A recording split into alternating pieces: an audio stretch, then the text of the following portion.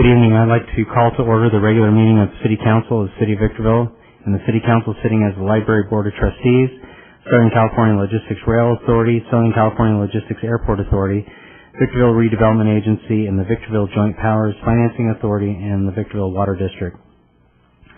First item on the agenda is public comment. Do we have anyone wishing to address the council? All right, seeing none, we do have closed session. I'll have our city attorney go through that.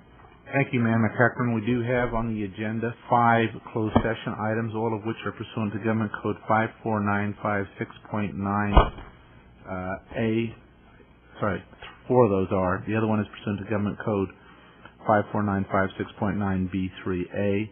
And just want to note for the record on item number 2, there is a typo, and it indicates the facts and circumstances need to be disclosed. Actually, it should read need not be disclosed with respect to item number 2. The case names and the parties to each of the items of litigation are set forth fully on the agenda. However, in addition, staff is asking for the addition of 2 additional closed session items which would need to be added pursuant to Government Code 54954.2B2 on a finding that the need to agendize these items arose after the posting of the agenda and there is immediate need. The first concerns litigation by and between Carter Burgess and the City of Victorville. That is case number RIC 503565. Legal counsel representing the city on that case found out today that there is a settlement conference coming up June 22nd. However, on June 7th, which is the day of our next meeting, they need to file with the court documentation as to the strategy on how to proceed with that settlement conference. Hence, we need to get direction from you as to strategy prior to June 7th.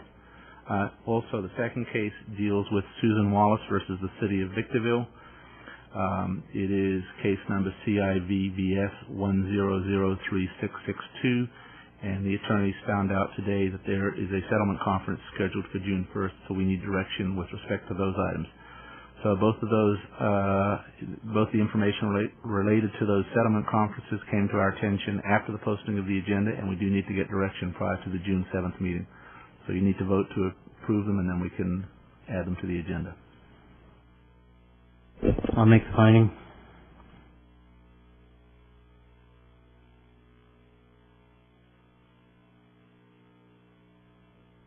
Second, if anyone. Second. All right. All those in favor? Aye. Aye. All right. Those have been added. Thank you. To the extent there's an irreportable action, we will report it at the conclusion of the closed session.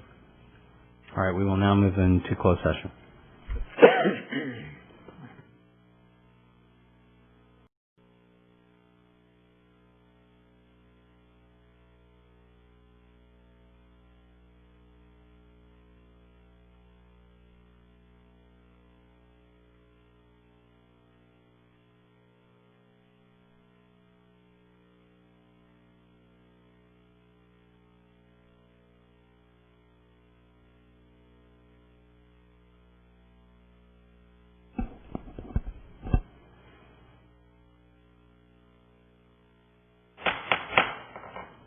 Good evening. I'd like to reconvene the regular meeting of the City Council of the City of Victorville, and the City Council sitting as the Library Board of Trustees, Southern California Logistics Rail Authority, Southern California Logistics Airport Authority, Victorville Redevelopment Agency, the Victorville Joint Powers Financing Authority, and the Victorville Water District.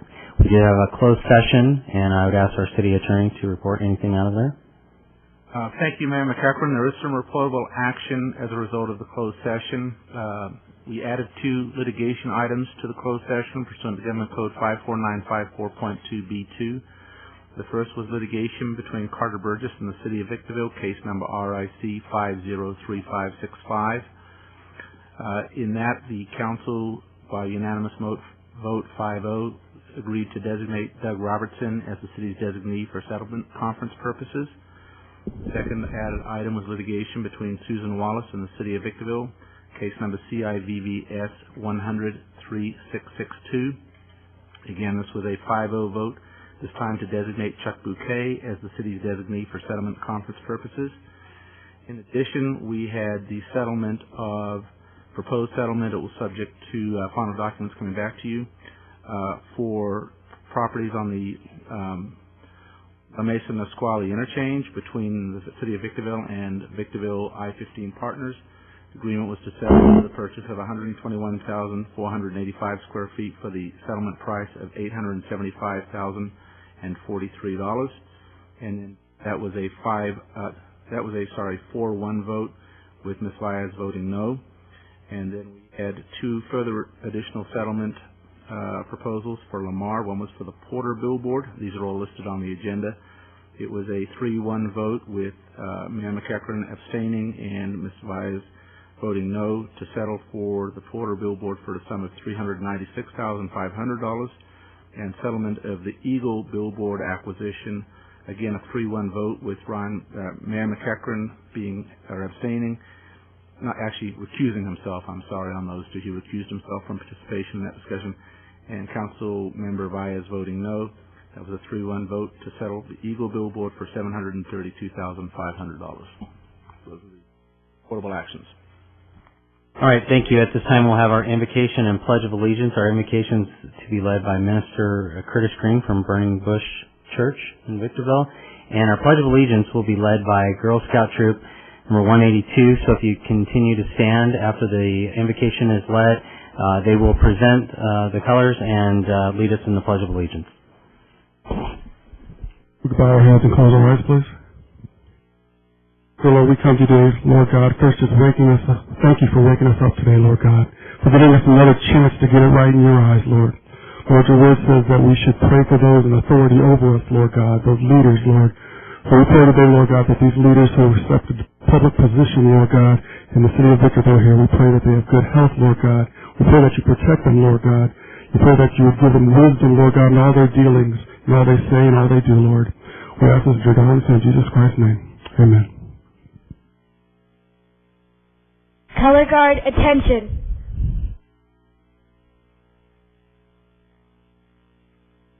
Audience, please rise. Color guard, advance.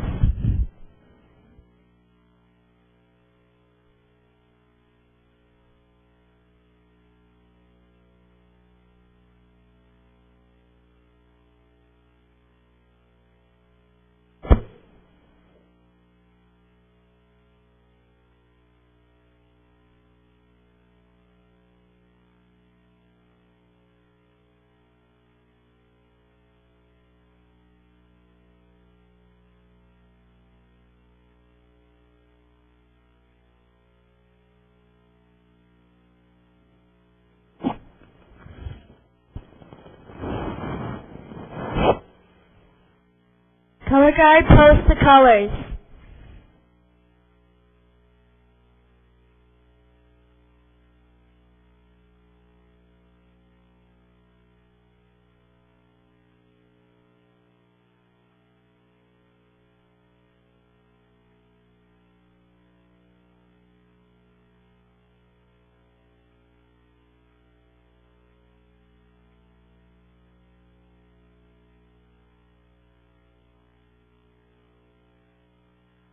Will you please join me in the Pledge of Allegiance? Ready, begin.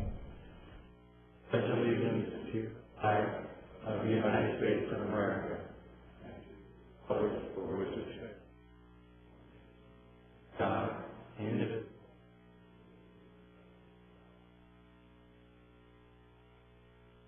Color guard, retreat.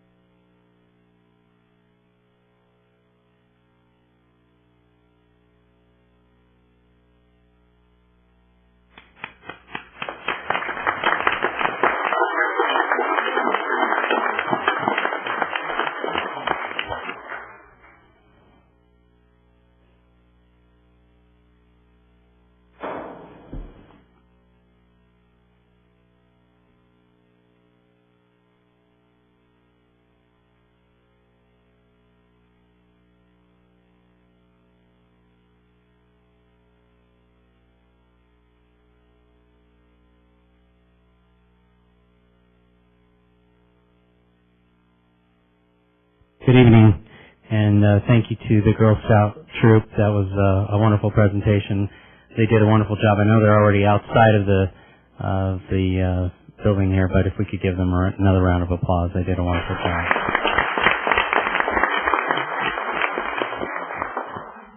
I have the pleasure this evening of presenting a proclamation for Public Works Day, and accepting this will be Daniel Welborn and Erica King. If I could have them come forward.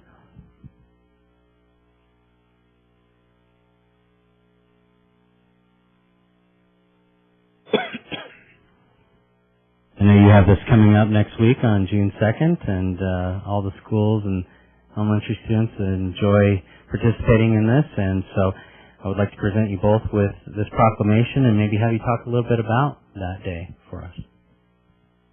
June 2nd is Public Works Day. We actually have 300 students coming in from the surrounding schools, and we teach them such things as soft skills and things that are related to their job to give them an idea of the things that we do in the city and for the public, and also as something that they may aspire to be. All right, well, thank you. On behalf of the Victorville City Council, we appreciate everything that you're doing in our city in public works and keeping our streets safe and clean, and continue to do the great job you're doing. And I'm sure the kids will appreciate it next week as well. So let's give them a round of applause.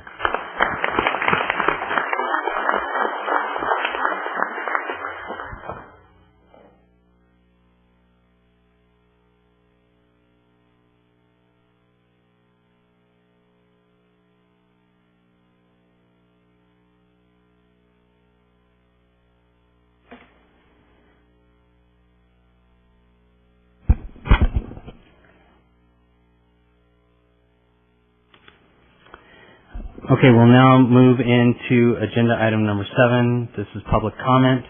I do have several cards. Tom LaFortune? I studied. Hey, my last name's hard enough, so...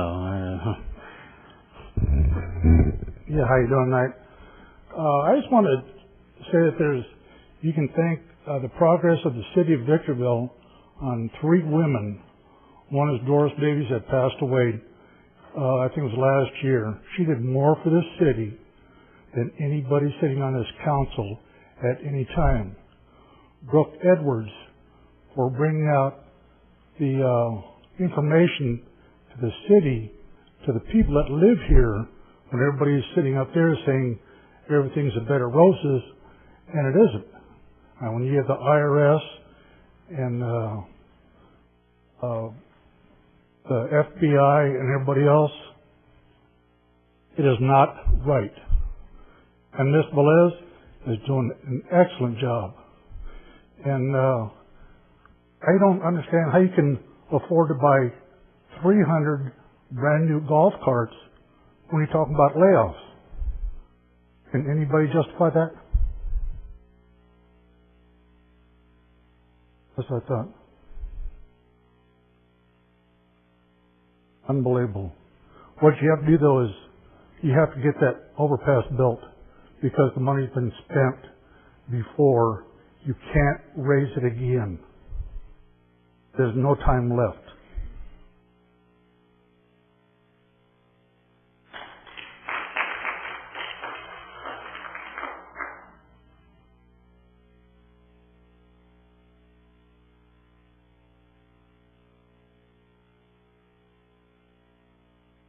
I apologize, I'm still getting used to this new agenda, but I should have our city clerk present the agenda because that is a new format we are following. So at this time, I'll have you do that. Thank you, Mayor McEachern.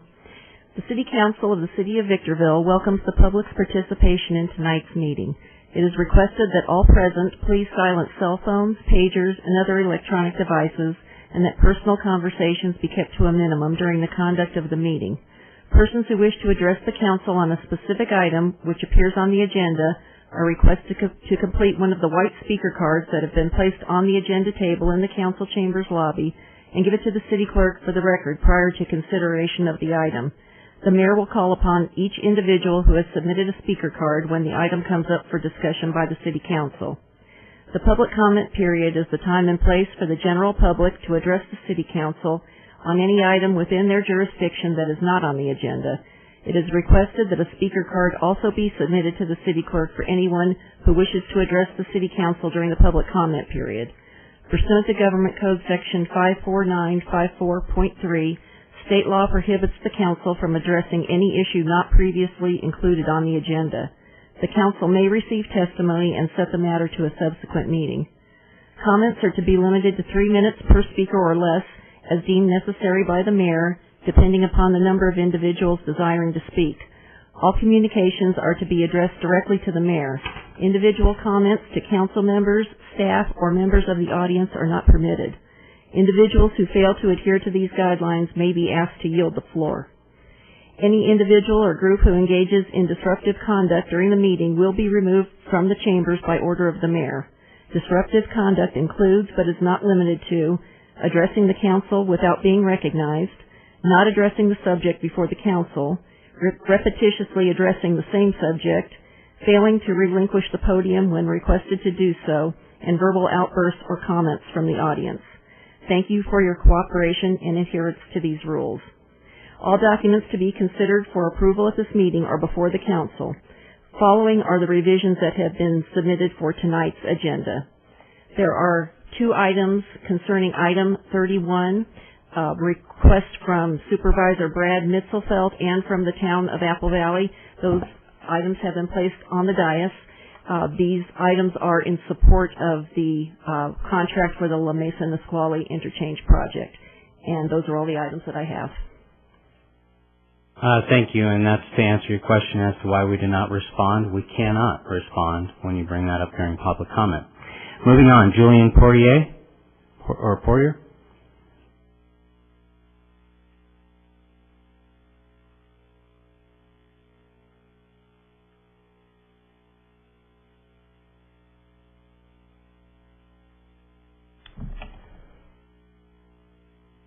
Hello, members of the council. My name is Julian Portier. I'm a resident of the city of Victorville. My wife and I moved here 7 years ago, and one of the main reasons we chose to live in Victorville rather than the other cities was because of the schools in this city. My son is preparing to go to kindergarten this year, and my wife, who has a degree in child development and psychology, spent over a year studying our son and what schools he would best teach him.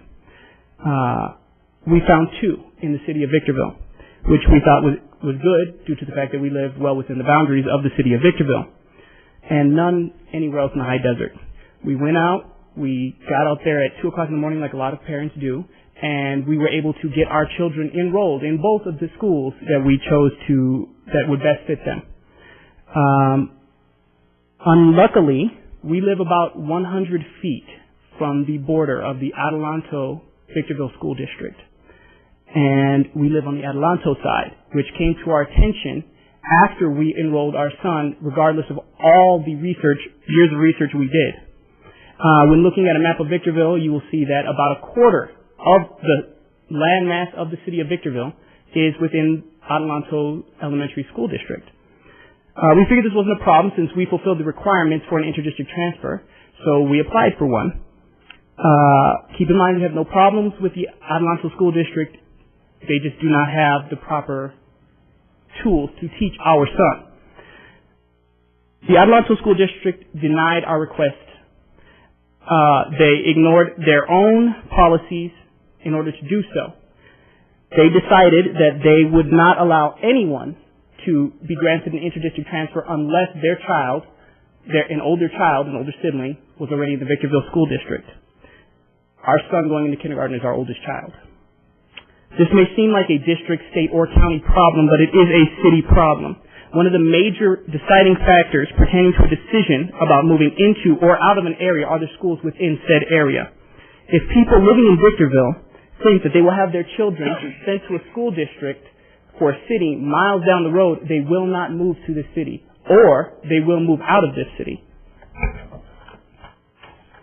People leaving and not moving into the city will harm this city's economy.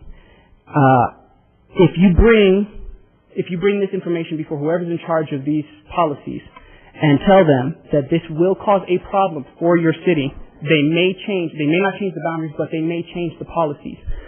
One of the policies that should be changed is to allow people who live within the city of Victorville to be automatically granted interdistrict transfers to go to the school district of the city that they live in.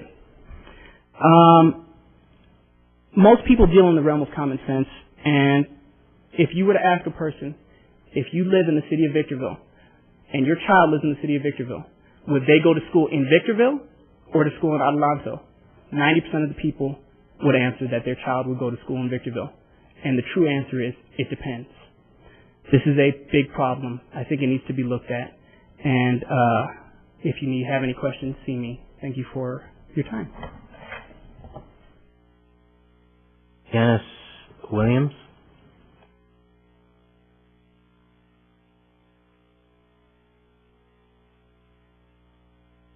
Hi, good afternoon, Mayor and Council. My name is Janice De Jesus Williams. Julian Portier, who just spoke, is my adult son, and his two young boys are my grandsons, age 5 and 2. I have 6 grandchildren. My husband Charles and I are residents of Victorville for the past 8 years. We own a home in Victorville behind Silverado High School and pay property taxes. My husband and I are also business owners in Victorville and pay business taxes as well. And again, as I said, I've lived in Victorville for the past 8 years, and I like it here. When we purchased that home, the real estate agent told us, oh, and look how close the schools are. Silverado High School, the middle school, a walking distance, Discovery School, they're all walking distance. When my children were younger, they attended Moreno Valley School District, and when they went to junior high, I homeschooled them from junior high on. When we moved to Victorville, when Julian was attending college in Humboldt, California, as a wildlife biologist. My youngest daughter had already graduated from high school at age 16 and was attending Victorville College when we moved here. Since my 3 children were out of high school and in college, I did not experience firsthand the school system here and was not aware of the boundary lines. The real estate agent told me these would be your schools if your children were that age. My son and his wife wanted to move their family close to us. They knew about the schools here. They wanted to live close to my husband and I, and they've lived here for over 7 years. During the housing crisis peak, it took them almost 8 months to purchase a house in Victorville, and we were blessed that they purchased one very near to us. It was a struggle because of the foreclosures and short sales. We never imagined that we would run into this school issue when they joyfully purchased their home. It took them 8 months to buy a house in Victorville because of all the short sales. Education has always been vitally important to our family. My parents, my grandparents, their parents before them stressed the good education was a priority, and we've passed that on to our children and our grandchildren. Julian and his wife Excel worked very hard to find the best public education they could give their sons and to meet his special needs. My daughter-in-law worked 5 years to get a double degree in psychology and child development so she could be more knowledgeable raising her sons. Although my concern today is for my grandsons and their education, I'm also deeply concerned and troubled about the process here in the high desert. What makes it so difficult for someone to transfer their child to a school of their choice in their own town? After following all the rules and procedures and waiting on long lines to get my grandson into a Victorville school of their choosing, his parents have been given the runaround. They have been treated rudely on the phone and in person by school staff and administrators specifically. They have been lied to and put off time and time again. For example, one of the administrators was standing having coffee and talking to someone. My son and my daughter-in-law said, "Oh, sir, we'd like to speak to you about this," he goes, "Oh, I'm busy. I'm going into a meeting." Things like that. They have followed every instruction and guideline and have been discouraged every step of the way. Finally, excuse me, please, is there no better way to get reviewed and approved if you need to move your child within your school district? If we can't get the proper attention to our plight, what about those people that have special needs and cannot communicate due to language or other barriers that they may have? It is very frightening when your own public servants are so unwilling and unwilling to assist you. We respectfully ask that this process be reviewed and some modifications be made as soon as possible, as there are deadlines established by the schools to get your child enrolled, and even more importantly, there are children with needs. Thank you very much. Eric Vincure. First of all, I'd like to thank you guys for your service. I appreciate it very much. What I have to say is very simple. Since a lot of people have moved into the high desert, especially from down below, they seem to have a propensity to run stereos at extremely high volumes. I've had to have the police come out several occasions when someone with a party over 2 blocks away was making so much noise with their stereo that the interior of my house was vibrating with their bass. What I'd like to request the City Council to do is adopt an ordinance that would be similar to the one in Hesperia, where the police come out the first time, they warn them. If they come out a second time, there's a major fine.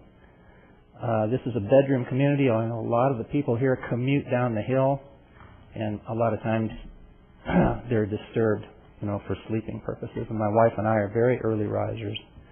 And I had one occasion where the individual's party went on till 4 o'clock in the morning. It took that long for me to get it shut down. But I'd appreciate your input or change in this direction for the City of Victorville. Thank you. April Pinkston.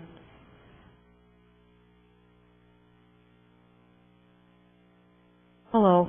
I would like to ask the City Council to consider, as this gentleman said, to adopt the same music ordinance as Hesperia has. I just recently moved to Victorville almost 3 years ago, and prior to that I lived in Hesperia, and I worked for the Sheriff's Department, and since moving here, if I call the deputies out because the neighbors are playing the music too loud, they will go and ask them to turn it down, but as soon as the police leave, they turn it right back up.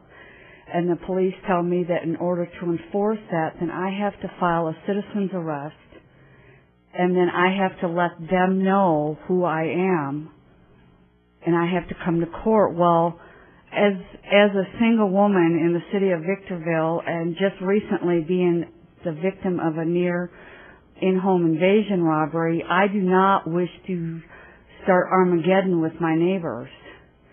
And then when I do call the deputies out, and the deputy tells me, well, I think that music is reasonable. Well, I can't go inside my house with all the doors and all the windows closed with a swamp cooler on and hear my television because my neighbor is having a party. And in the city of Victorville, it is my understanding that if I call, I am not the victim. The city of Hesperia is the victim, and they take issue with those people, and if they get called out, again, they get a steep fine. And it's just recently gotten worse in this last year. And when you can hear stereos coming from 3 blocks away, I mean, it's just getting a little ridiculous. And I don't want to fight with my neighbors. I work hard. I'm a teacher in the community. I come home. I want to enjoy peace and quiet. And I don't think that my request is unreasonable. And I do not want to have to, I don't want my neighbor to have to know that I'm complaining, because I've been put in situations where, the neighbor is not very it's like, well, what are you going to do? So I've just gotten to the point now where I want the police to protect me, and I have rights. I'm a taxpayer. I pay property taxes. I have a right to enjoy my property without being disturbed. So I would really like to ask you guys to consider adopting that same ordinance. Thank you very much. Thank you. Vicky Cabrialis.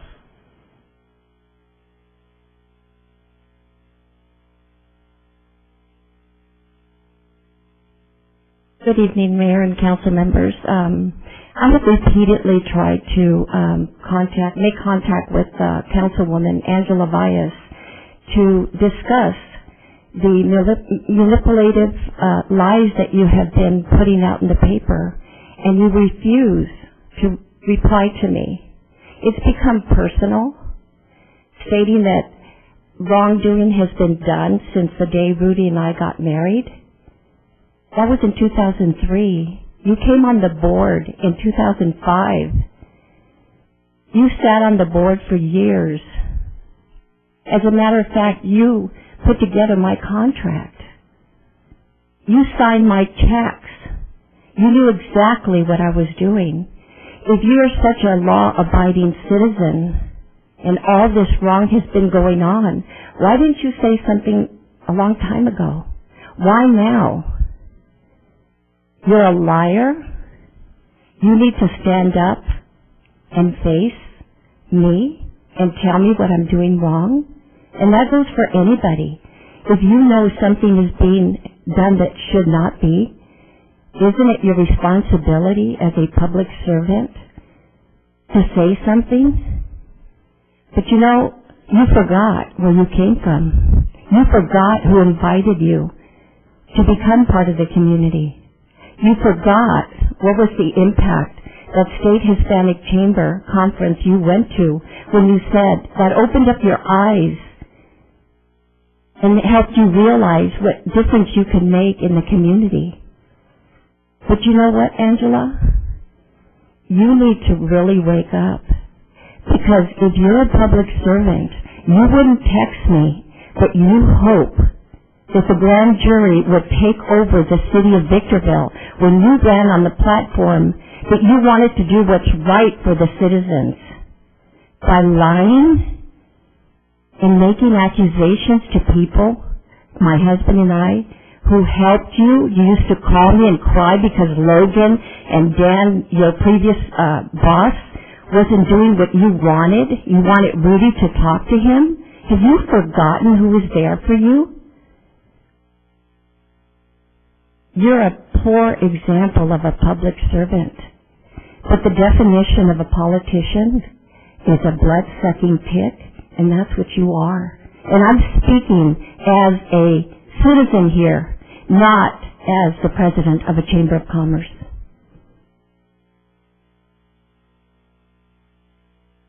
Raymond Herrera and Robin, you'll be right after him. And guess what? You guys can address Rudy all you want because she got to address Angela, so I'm going to allow it. Because you've been doing it for the last several meetings, so go right ahead. Because you were going to do it anyway. You're absolutely right. I know I'm right. Why do you think I just allowed what happened to happen? You wouldn't listen to me if I asked you to. I don't listen to anyone. All of America knows that. My name is Raymond Herrera. I'm president and founder of We the People, California's Crusader. I'm here on two specific issues. The first is in support of my dear friend and the only legitimate council member up there, Angela. This attack on Angela by Rudolfo's wife is uncalled for. You spoke to this matter the last time we were here.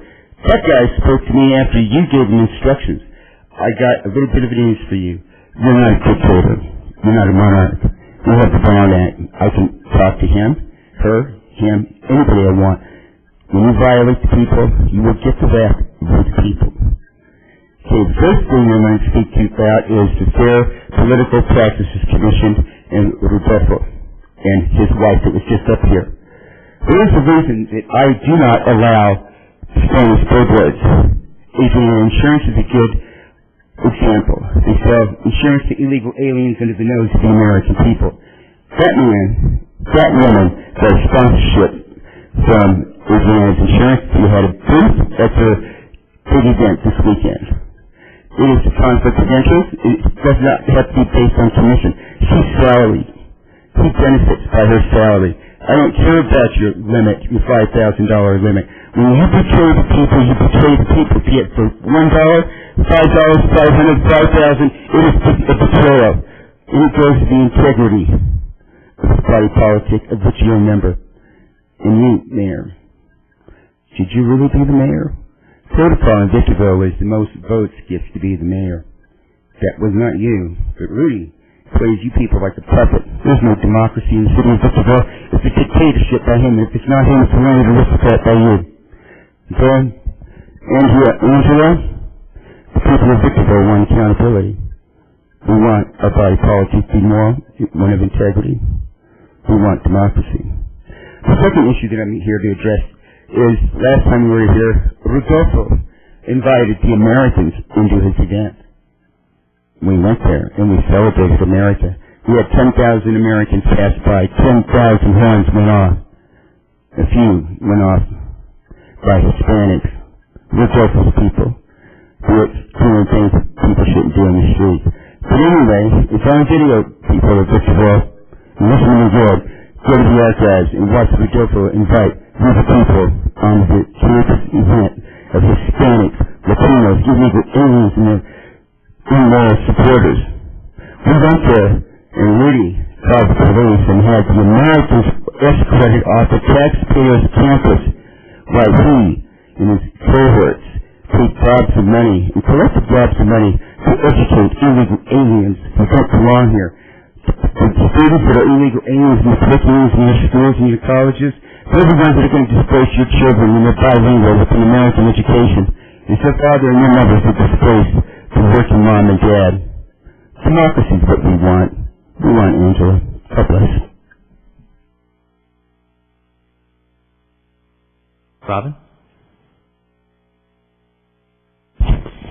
Good evening. My name's Robin Vidston, and I am going to hand in a packet tonight to each council member our photo report from our Celebrate America rally we held in front of the Cinco de Mayo Festival. And as Mr. Herrera said, by the citizens driving by, we had great response.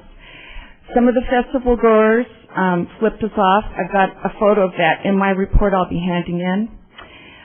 In addition, we would like to know, the city of Victorville, your logo is prominent on the billboards. How much money did the city expend on this festival? This was held at the People's Campus, a community taxpayer-funded campus.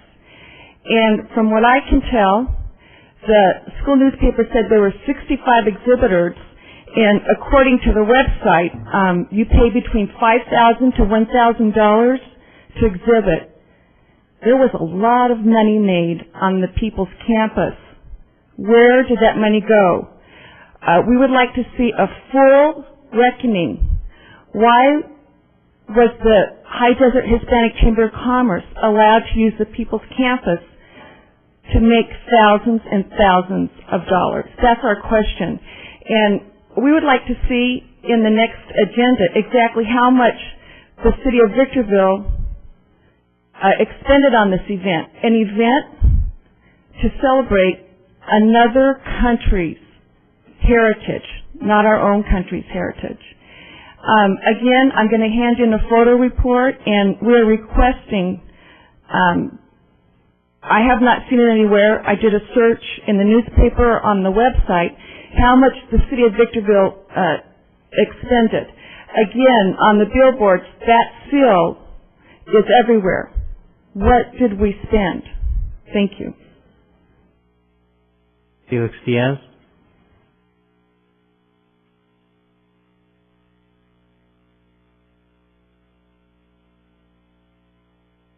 Felix Diaz, 14180 Montecito Place, Victorville, California.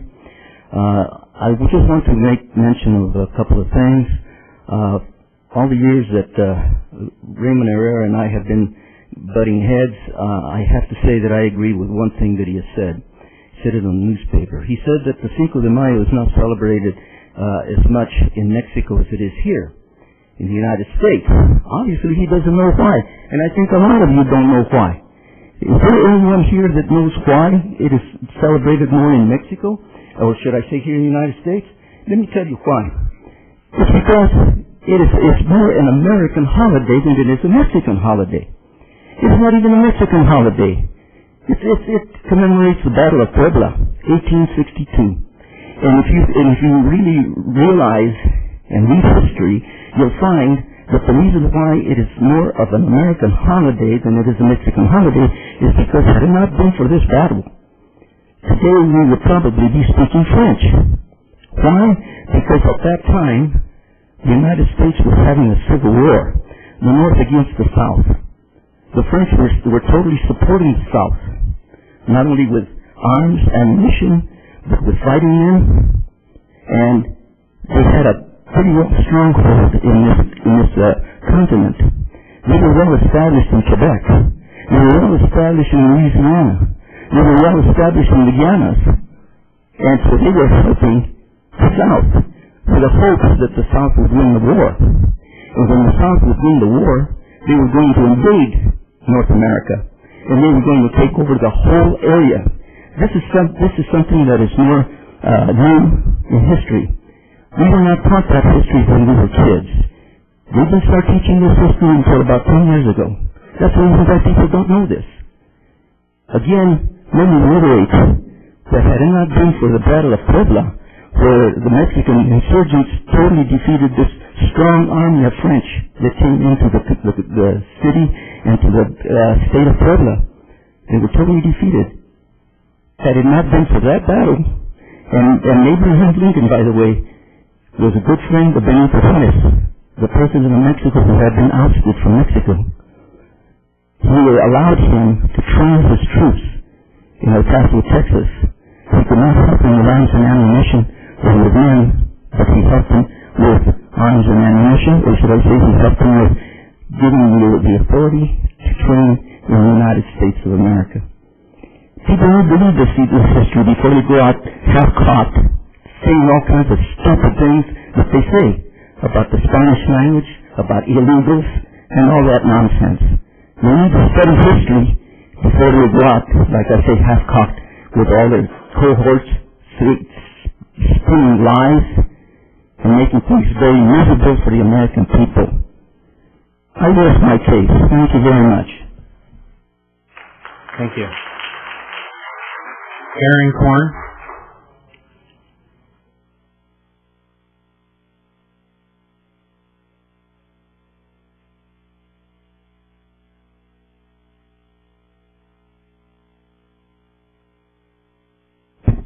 Hi there, my name's Aaron Korn. I'm a Victorville resident and small business owner. At the last meeting, the redevelopment director, Metzler, provided an update on the EB5 program, and in light of that update and some of the subsequent discussion, I have a few comments to make regarding the program. I want to start by saying I have no reservations in claiming that I'm biased, and I have a fundamental problem with the EB5 program in general. The prospect of giving away American citizenship in return for a $500,000 loan just doesn't sit well with me. However, it's a legal federal program, and the city had every right to pursue setting up a regional center. On the other hand, it's quite clear that the city's implementation of the program came short in meeting the USCIS's requirements. During the last council meeting, Councilmember Rothschild mentioned that he feels that the feds terminating the program in Victorville was an incredible injustice to the community and the entire valley, and that we've done nothing improper in any way at all, and that there was no reason why the USCIS took this action. The evidence contained in the USCIS's termination report paints a little different picture.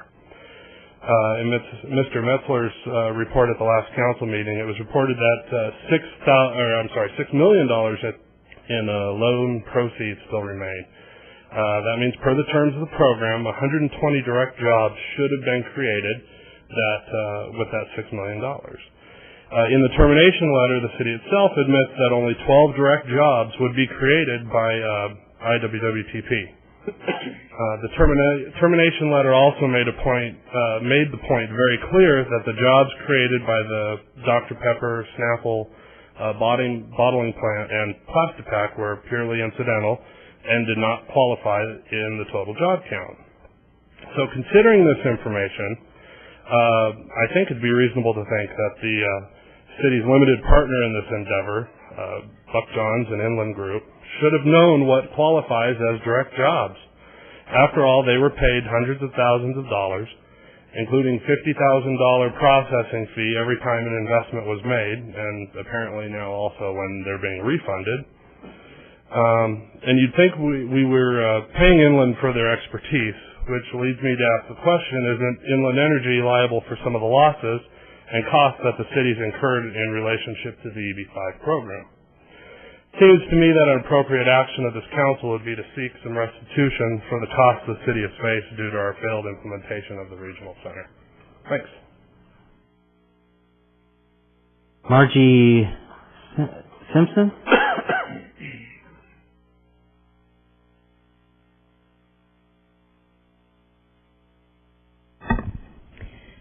Good evening, council members, Mr. Mayor. If I had a hat, I'd take it off to show respect, but I don't. My name is Margie Simpson. I live at Gold West Mobile Home Park at 15252 Seneca Road. The reason I'm here to speak with you is that the management at the park has informed me that the city had approved a blocking of an access gate leading to Attella Street, which is a street that runs alongside of Gold West, goes down to Hook Junior High. My grandson, uses that gate on a daily basis to get on and off the bus. On May the 13th, he was unable to use the key to unlock the gate because they had it blocked. On the 16th, I went to the office to inquire why they blocked this gate. They told me that the city had approved the blocking of this access gate. I asked them why they didn't notify us. They said they didn't have to notify us. I'm getting a little frightened, I'm sorry. I'm a little concerned because we only have two gates that exit out of the Gold West Mobile Home Park. There are over 600 cars, and I can imagine with 600 cars trying to exit out the front of our mobile home park would probably be a riot similar to the 1965 Watts riot. When they yanked a man out of a truck and beat him, they took bricks and broke women's cars, and they assaulted people. I would hope that we never had that kind of a situation here in Victorville at the Gold West Mobile Home Park. But with 600 cars going through two gates, I just don't know how that's possible. I want to thank you for giving me the opportunity to speak with you. I realize that this is a personal problem, but I was told that the city did approve the blocking of the access of the gate. Thank you. Thank you. Mm-hmm.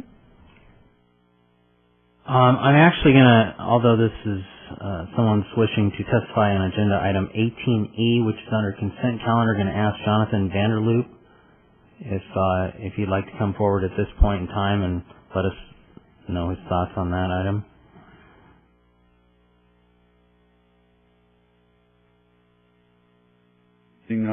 Mayor and City Council and fellow citizens. My name is Jonathan Vanderloop, 16885 Crestview Drive, Victorville, California. And I'm here to represent the High Desert Racquetball Association and myself, and strongly oppose the proposed closing of the racquetball courts. I'd like to point out that your racquetball courts are the only public courts in the whole High Desert. the closure of these courts, one would have to drive down the hill to play racquetball or handball. In addition to that, they would remove a draw for people and businesses to move to the city, since that'd be one less activity available to people. And it also will remove for youth one more activity, and that would keep them out of trouble. So what we have done is we've gotten together with the High Desert Handball Club, and we are now working on a cooperative plan to come up with a system of volunteers, etc., to make the operation of these courts be revenue neutral, which I understand is the requirement to keep them from being closed. And our main items that we're looking at right now are having challenge ladders, having leagues, tournaments, youth programs, school programs, volunteer programs, and then a adjustment of operating hours and fees. And what we would request is the opportunity to meet with, have our committee meet with Mr. Cox and I think it's community services people, to work out a plan before a decision is made to close the only public courts in the High Desert where people can play racquetball and handball. And I don't know if you realize it or not, but a lot of us get a lot of entertainment and also exercise that way. And it's a long drive down the hill to play racquetball. It'll take you longer to drive down and back than it will be to play. So a lot of exercise will be lost, and a lot of activities and a lot of opportunities for gainful enjoyment will be lost if the City Council chooses to shut these things down. And the other thing I would like to point out, that these courts are already in existence, they're already operating, they're already in condition to be used. So once you shut them down, who knows what's going to happen to them. And also all of the players, etc., that are presently going there will have to go to find something else to do. And so it won't be easy to reopen them again. So we would like the opportunity to meet with City Council, Jim Cox and the community service people, and try and come up with a plan before a decision is made by the council to close these courts. Thank you. Thank you.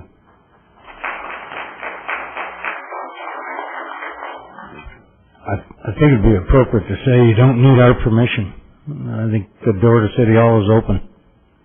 Yeah, as I've said before, everything's on the table, and if you can all come up with a plan to help address that issue and keep those facilities open, I think that would be great. So I would hope that staff would go ahead and work with them. That is all the public comment cards I have at this time. Anyone else wishing to address the City Council under public comment?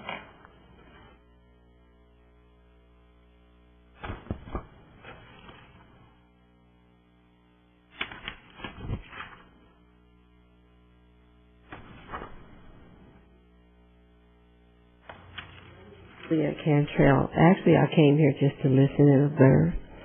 I'm a small business owner also, and I'm Vice President of the High Desert Black Heritage Committee. I heard some comments here that kind of was disturbing to me. One comment was about Cinco de Mayo, which sort of sounded to me like it shouldn't be celebrated. It should be celebrated just as Juneteenth is celebrated by African Americans to show that the freedom of the slaves. Just like St. Patrick's Day is celebrated by the Irish. Huck Finn Day is celebrated here in Victorville. I went to Cinco de Mayo. I had a good time. Also, there's still Christopher Columbus Day that's still celebrated by everybody all over the country. So, to me, that was a comment that sounds to me like it should have been back in the 60s. This is 2011, and everybody has the right to celebrate their heritage, no matter what nationality they are. Also, I heard another comment regarding motorhomes, where someone lives in a motorhome park, and she's thinking that there will be a riot, as comparing problems to a motorhome park to the LA riots where a white man was pulled out of his truck and beat. I've been in Victorville 10 years, I have never seen anything like that happen. Living anywhere in the United States, there's a problem. Just being African American is a daily struggle, so comments like that would make it even harder for decent citizens, law-abiding citizens in Victorville, such as myself and my family and friends. That would make it hard on us. And I feel like, I don't know, I feel for the young lady for her problems at the motorhome park, but I don't feel that the LA riots should be compared to any problems that she has. I think there's a lot of really good African American people here, all races. To me, since I've been in Victorville, I have enjoyed living here for 10 years. I have participated in just about every community event and organization because I feel that we need to come together just like we do at the Spice of Life, where different cultures come together and enjoy themselves.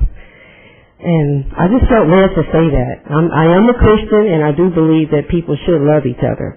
And the differences, try to settle the differences without hatred. Thank you.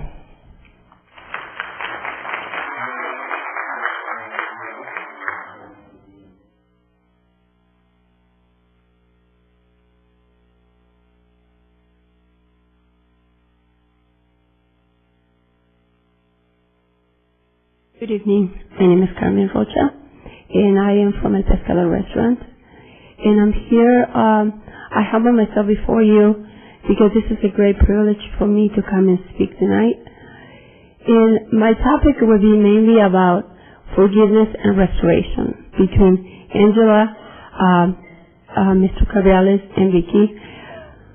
I have just joined the Chamber of Commerce, the Hispanic Chamber of Commerce, a few months after I arrived here in Victorville, which is 2 years ago. And coming from Ohio, Toledo, Ohio, we don't have a lot of the Hispanic community like we do here, very strong, family-oriented. And till this day, I believe I made the right choice to come to Victorville. Victorville is a lot like Toledo. The thing that I love about Victorville, it's multicultural. Over there, I never really, there were a lot of the Hispanic people, mainly, but it was multicultural. And I love that about Hispanic Chamber of Commerce, that Vicky and Mr. Cabrales, they have multicultural meetings in there, and I love that. And the last time I met with Vicky and Miss Angela Reyes, it was over at the restaurant. We had a meeting about they were planning to help the young people, to train them, to give them a hope in the future. And for the past 7 years, my heart has been turned over to helping the widows and the orphans. The fact that I lost my mother 20 years ago, and we had 6 kids to raise. The baby was 3 years old, and the oldest of the 6 was 13. And we raised them between my brother and me. My brother Martin he works in the law enforcement in Toledo, Ohio. And we did the best that we could. And coming here, it has been like another level for us to enjoy our life and to enjoy the future. And the great thing, this is the promised land. I came from Mexico. This is promised land. Over here, we can go to the grocery and get anything we want, anytime we want it. Open 24 hours a day. I love Victorville. I love everybody. Like my sister said, she's a Christian, so am I a Christian. I was a very strong Catholic, which I said, but I promised that I was born Catholic and I will die Catholic. I will never turn. And I didn't turn from being Catholic. I only became more knowledgeable about the Word of God, about the power of God, about the promises of God that He has for us.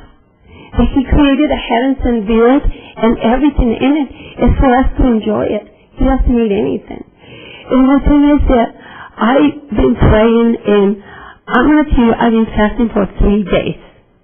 Because it breaks my heart how Angela and the people that I look up to for the past 3 years are not getting along. And really, guys, my whole family moved to California, moved to Victorville. This is awesome. We have beautiful sunshine, and Toledo is depressing. There's no sun over there. It's always cloudy. And, now they came, and we hear people come to the restaurant and say, have you heard about the riots? No. I don't read the paper. I don't have time. And I had the mayor from another town come in yesterday to the restaurant. They have dinner. And he said the last time I was here, I came with Mr. Caviali for a meeting. And he said, he's a great man.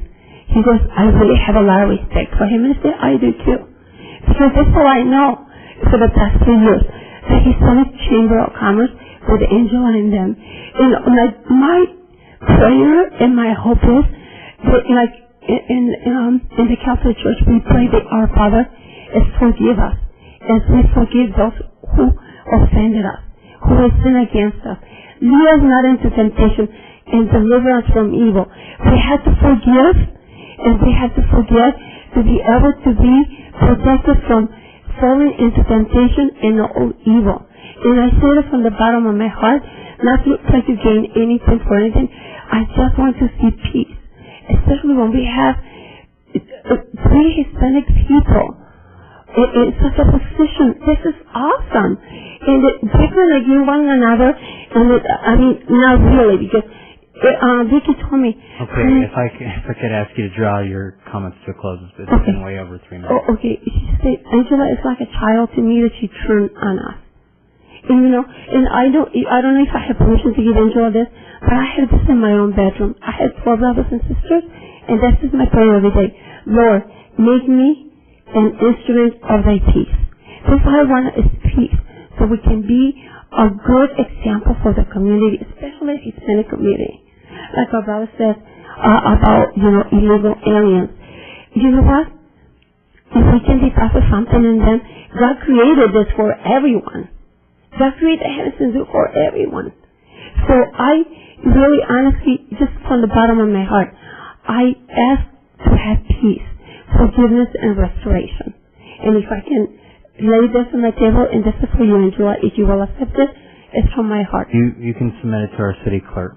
Okay. Thank you. So thank you so much for listening to me tonight, and I just really hope and pray for the best, so we can have the great promise that God has given to us. Okay? Thank you.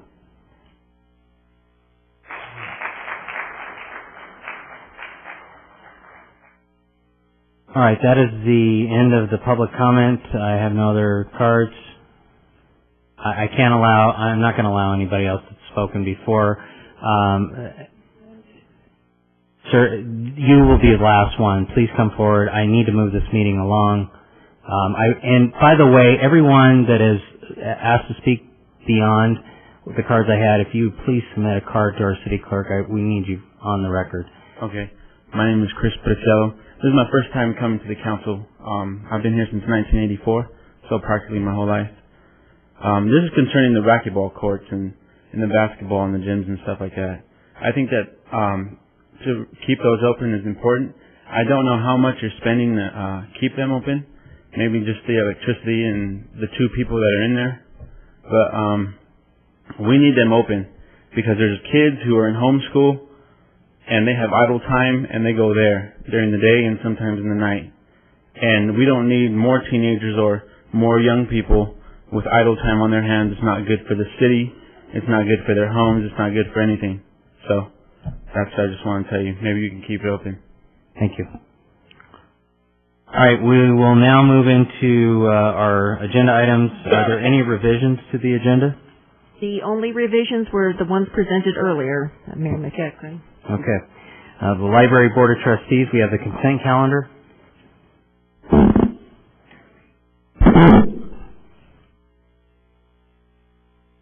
Motion by Mayor Pro Tem Cabriella, second by Councilmember Kennedy.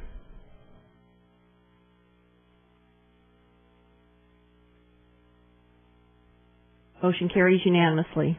Under written communications, we have the request to approve the renewal of the automation services agreement between the Victorville City Library and the San Bernardino County Library System.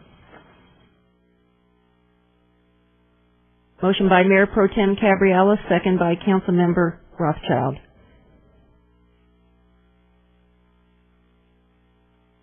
Motion carries unanimously. There are no items under the Southern California Logistics Rail Authority, so we'll move on to the Southern California Logistics Airport Authority. There's someone's phone's going off, or there's some sort of alarm. Get IT to address Mr. Mayor, I've asked IT. They're not sure what that alarm might be. Mr. Gargan, do you recognize that sound? I can't even tell exactly where it's coming from. All right, we do have written communication under the Southern California Logistics Airport Authority. This is a PowerPoint presentation regarding properties owned at SCLA. Mr. Mayor, I was able to locate it down here. Looks like it's a uninterruptible power supply to keep one of the computers running. So, Perel, if I could ask you to come out here and make sure that I've got it off enough that it's not going to sound again. Thanks. All right, agenda item number 11, Mr. Cox. Mr. Metzler.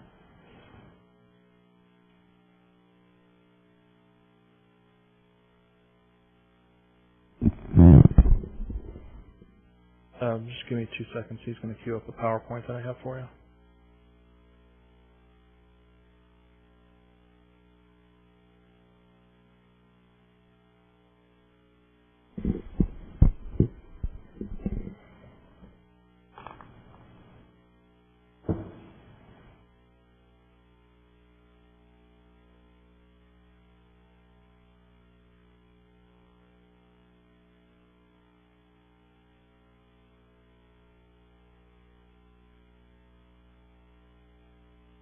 Looks like we've got it off. He'll go back and get the PowerPoint up. Sorry, Keith.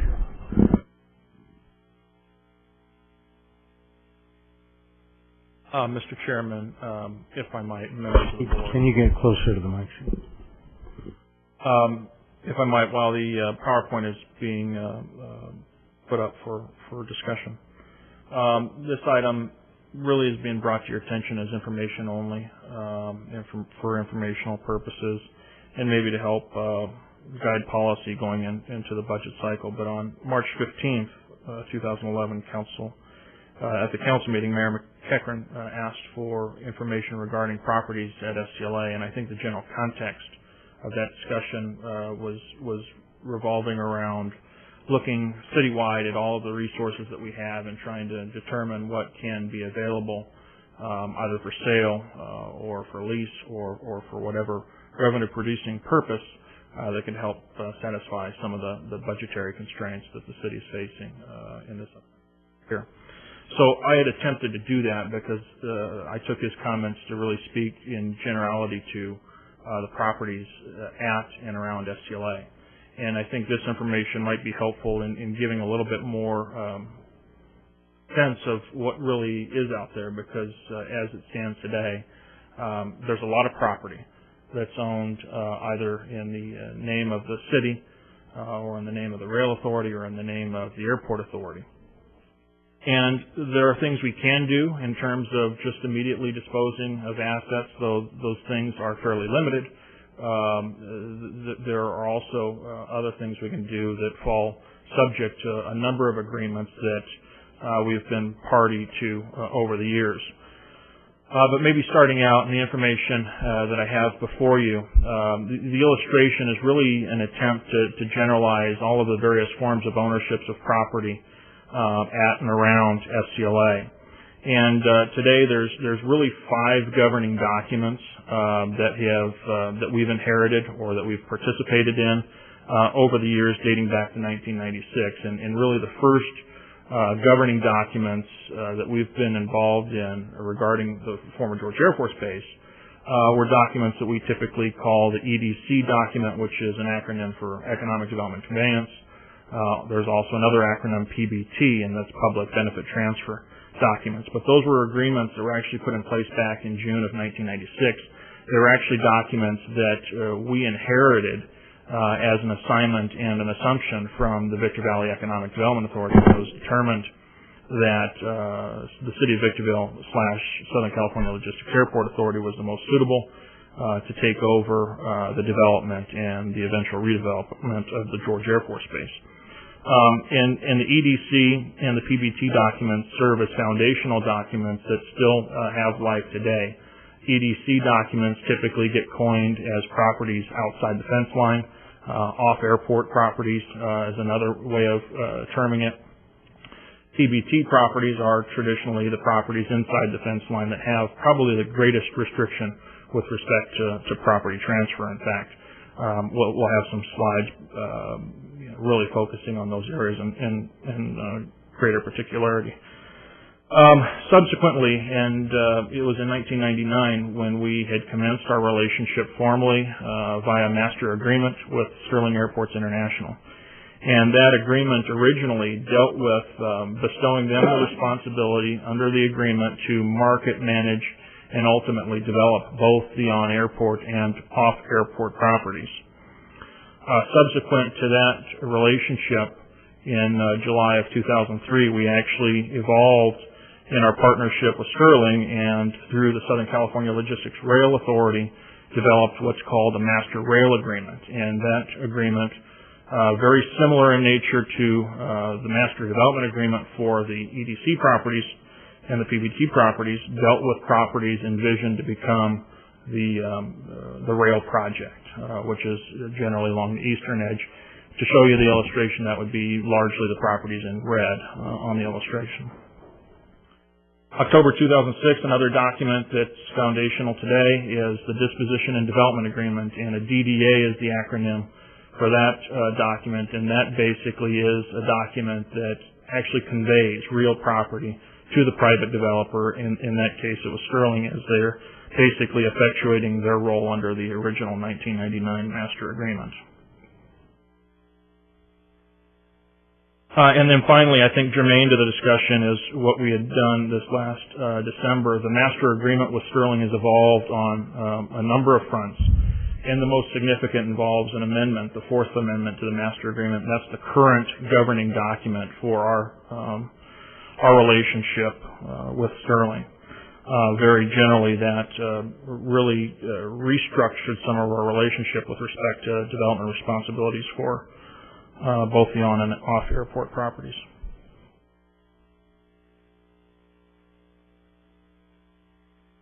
Starting with the parcels A and C, or the PBT properties, or what we call inside the fence line. And backing up, I didn't give you a factoid, but altogether the properties that fall subject to those agreements that we talked about generally encompass about 3,200 acres in total. So that's the expansive area that we're really kind of talking about. And then each of these divisions of property or subdivisions of property I've broken down generally what we're talking about. So in the case of the parcels A and C, the PBT properties, that's about 1,400 acres of property. Now this illustrated as parcels A and C, and they have color code that actually have meaning depending upon actual ownership, but the most important thing to focus on this illustration deals more with the actual boundary. Now these are the most restricted of properties you have control over. A and C is what we call on airport. The PBT document, as the underlying document, basically prohibits any transfer in fee of properties that fall within this boundary. So effectively, you cannot sell these properties as they're required to remain for public benefit as an airport in perpetuity. Taking that one step further, there's additional covenants and restrictions recorded against the property as it evolved into our relationship with the FAA. And in fact, as a FAA-controlled airport, even FAA has jurisdiction with respect to the ability to transfer properties.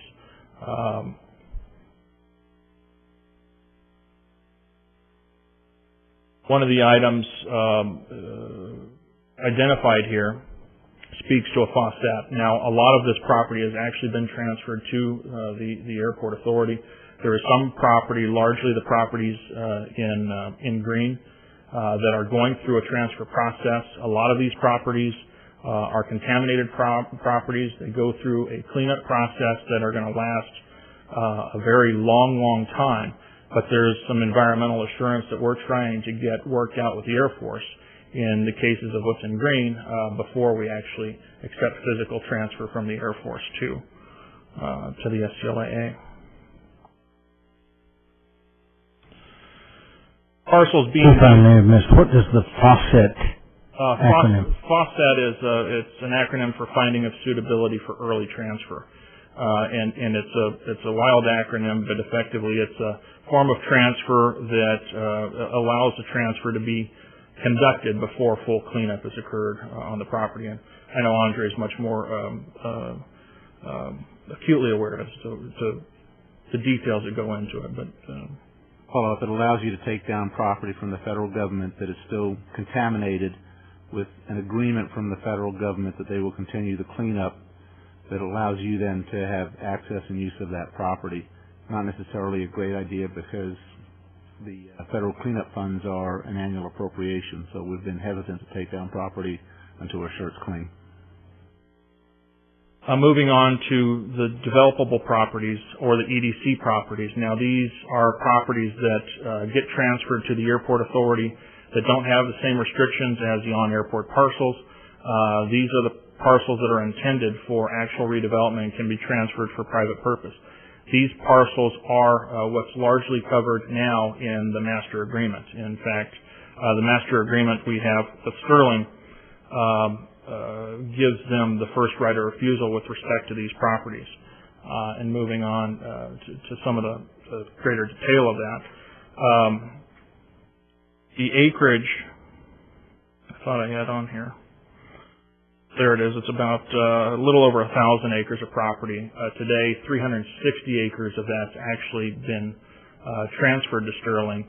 Upon that 360 acres, you can see physical development that's occurred, and it's this property that has actually enabled development such as Newell Rubbermaid, Dr. Pepper Snapple. There's other tenants out there such as Sparklets, and a few others. But effectively, all of the B&D properties are under first right of refusal to Sterling. They have the responsibility to market, manage, and develop those parcels. There's always conditions to transfer, and even though that they have the first right of refusal before we can physically transfer property to them, we require an actual development project to accompany that. So it starts with a proposal, starts with a financial analysis, and then from there we can actually entertain the transfer through a DDA. But basically, they have the first right to acquire the property for what we paid the Air Force for, and that was a little over 2 cents per square foot. And then basically the land transfer side of the document, this works based on a profit sharing arrangement. So for each dollar of per square footage price that's actually paid for the transfer of property, we actually share, and that's identified a little bit more particularly on item number 4.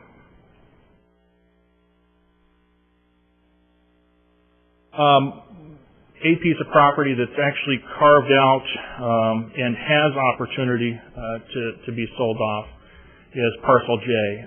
Parcel J is property located along the eastern edge of SCLA. Parcel J is effectively what is the West Winds Golf Course and some additional area around West Winds Golf Course. And the two illustrations show what Parcel J was to us in terms of meaning between our relationship with the Air Force, and then, of course, what it means in terms of our relationship with Sterling. One element that was actually carved out in our master agreement and isn't really protected, in our opinion, as to the development rights Sterling has over Parcel J is with respect to that illustration you see on the right. And basically the area that encompasses today the West Winds Golf Course isn't governed by the master agreement, and to the extent it was identified as property intended for sale, it certainly could be. That's a policy that the council has to make. One thing that we probably have little knowledge about is what the most ideal form of the development and what the development could look like on that property. It's the topography is fairly challenged, the infrastructure is fairly challenged, and a lot of the planning work that we've done around the infrastructure at STLA really hasn't factored in development of the West Winds Golf Course. But that is property that we were able to at least identify as not having restrictions of the master agreement with Sterling.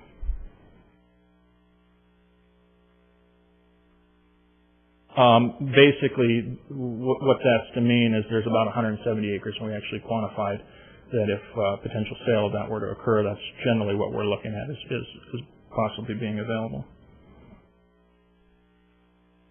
Rail properties.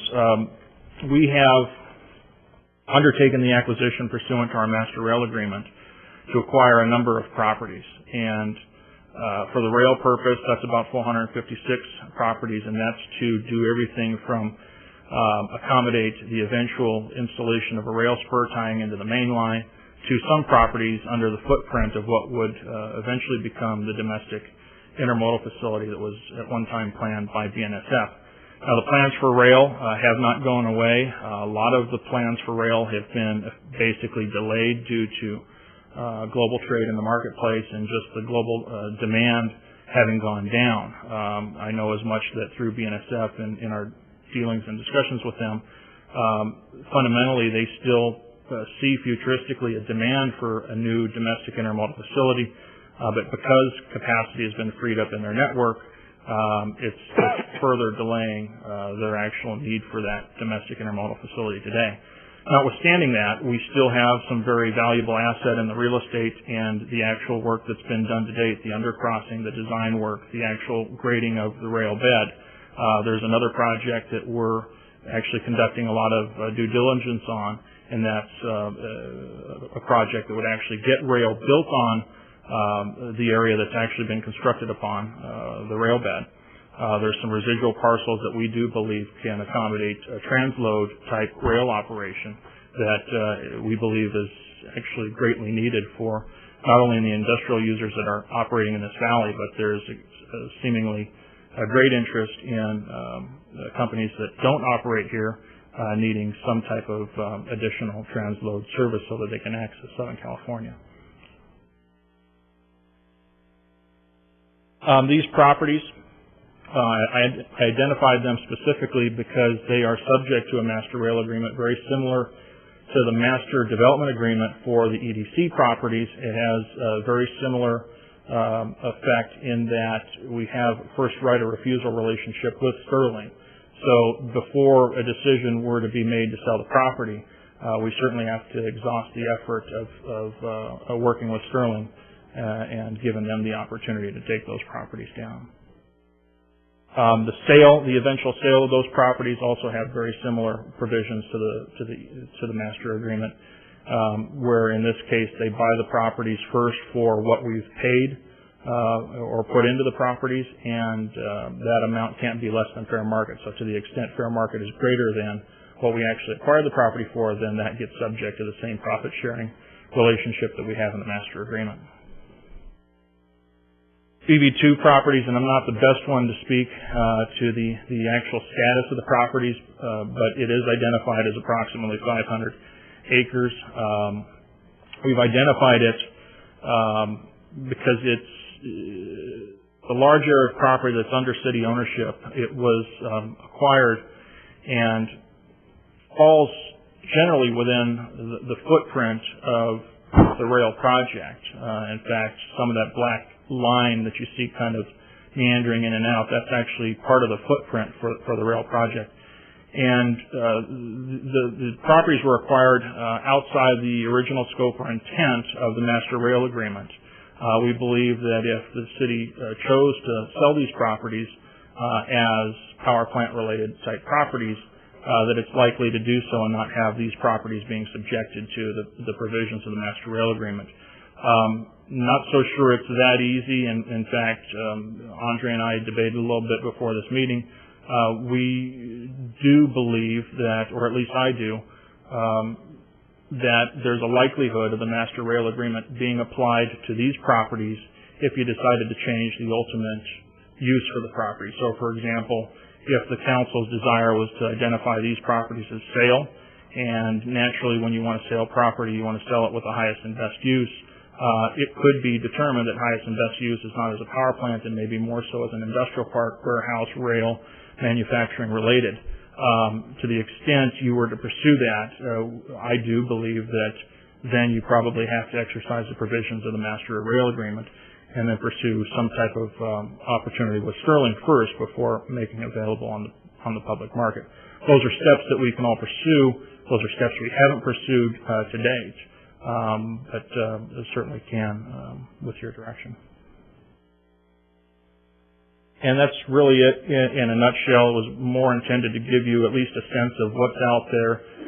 The biggest concern is that the decision to sell property to help plug budget holes, if that's the desire of the council, certainly not as easy in most of the cases as it relates to all the properties out of FCLA. There's one particular case that we think it could be easy to do, but for the rest of it, there's probably a lot of effort that's got to go into making that happen, including bringing on your private partner as it relates to the master development of the entire rail and airport facility.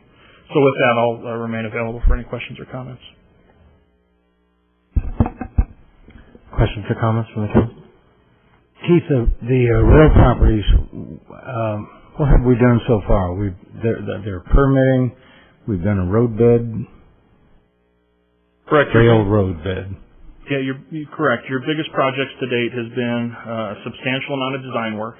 There's been a significant amount of earthwork building up the rail bed that's actually existing right now, and it's probably 1.5 to 2 miles worth of stretch to the main line.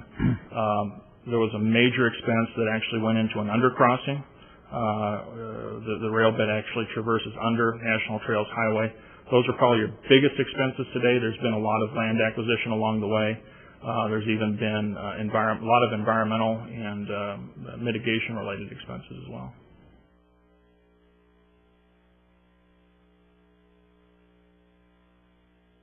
All right, thank you.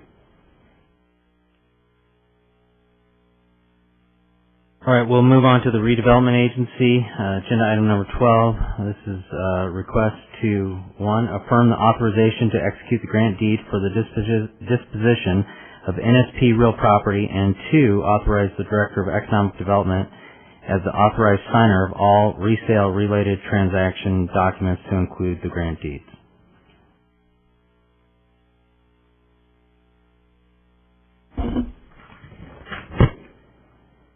Motion by Mayor Pro Tem Cabriola, second by Councilmember Kennedy.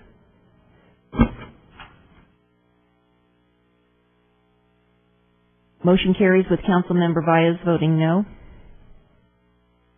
Agenda item number 13 is request to, 1, approve the estimated rehabilitation cost plus 10% contingency for NSP homes purchased, and 2, approve the operations cost of maintaining the properties for approximately 6 months, and 3, designate the Director of Economic Development as the authorized signer of all related transaction documents.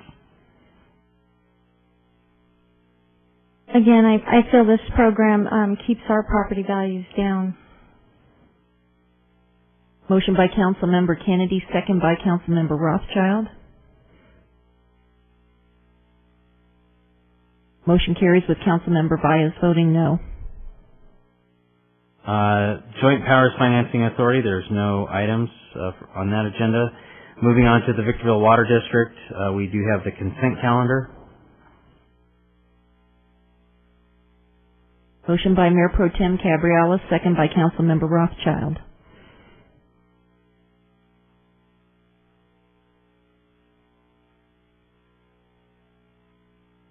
Councilmember Valles, may I get a vote from you? Thank you. Motion carries with Councilmember Kennedy absent. Right, under written communications, agenda item number 15, and this is a companion item to City Council item number 26. Request to approve a change order to VCI Telecom contract for the Eastside Electrical Backbone project to increase the contract by a not to exceed amount of $205,000.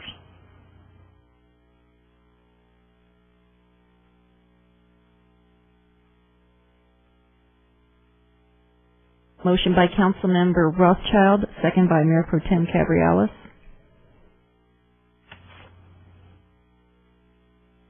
Motion carries with Councilmember Kennedy absent and Councilmember Valles voting no.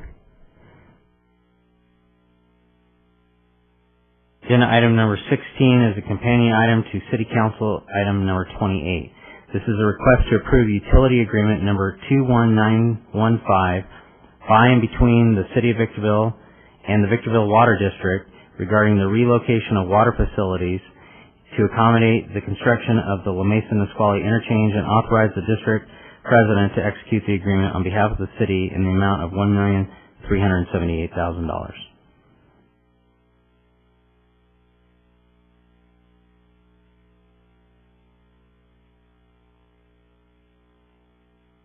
Motion by Councilmember Rothschild, second by Mayor Pro Tem Cabrialis.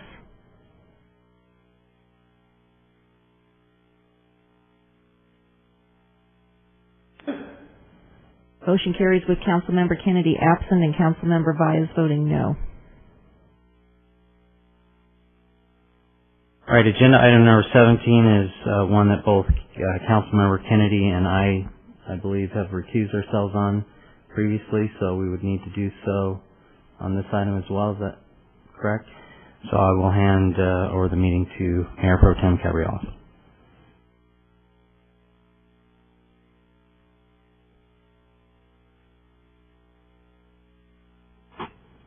Item 17 is a continued public hearing, a call to receive citizen and agency comments regarding the draft fiscal year 2011-2012 annual action plan. To adopt the HCD grants review committee recommendations, approve and adopt the plan as presented for submittal to Department of Housing and Urban Development, HUD, and 4, to authorize city manager to execute all necessary documents for submittal to HUD. At this time, I will continue the public hearing. Anyone wishing to speak for or against item number 17, will you please come to the podium. Anyone wishing to speak for or against item 17, will you please come to the podium. Hearing none, I will close the public hearing, and I will ask for a motion. Motion by Councilmember Rothschild, second by Mayor Pro Tem Cabrialis.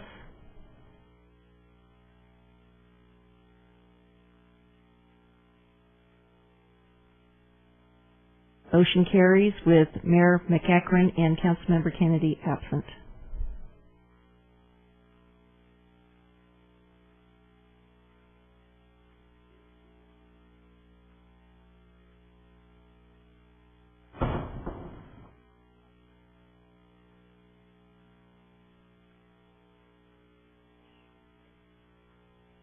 Item 18 is a request to approve the consent calendar.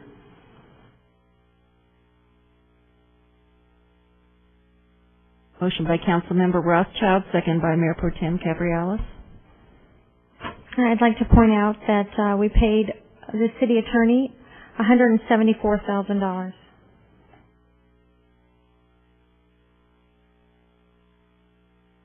Motion carries with Mayor McEachron absent and Councilmember Valles voting no.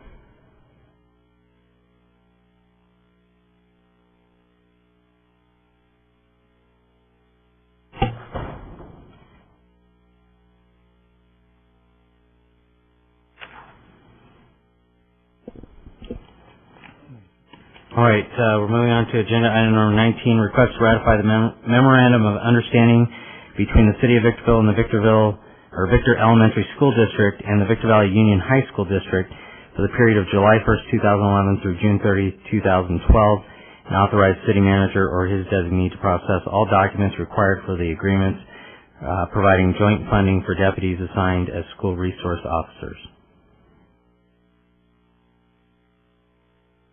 Motion by Mayor Pro Tem Cabrialis, second by Councilmember Kennedy.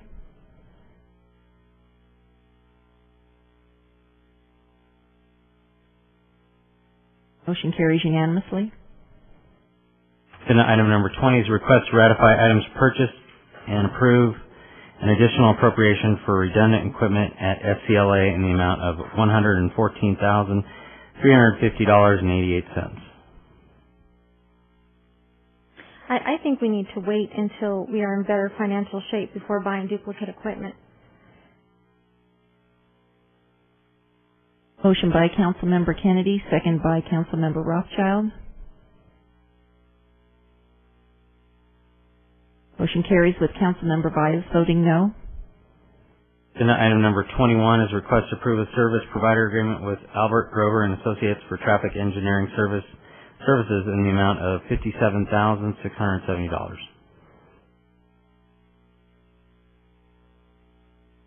Motion by Mayor Pro Tem Cabriolas, second by Councilmember Rothschild. Motion carries unanimously. Agenda item number 22 is a request to adopt resolution number 11-019, titled A Resolution of the City Council of the City of Victorville Adopting a Solar Rebate Program Pursuant to the Requirements of Senate Bill 1. Motion by Councilmember Rothschild, second by Councilmember Kennedy.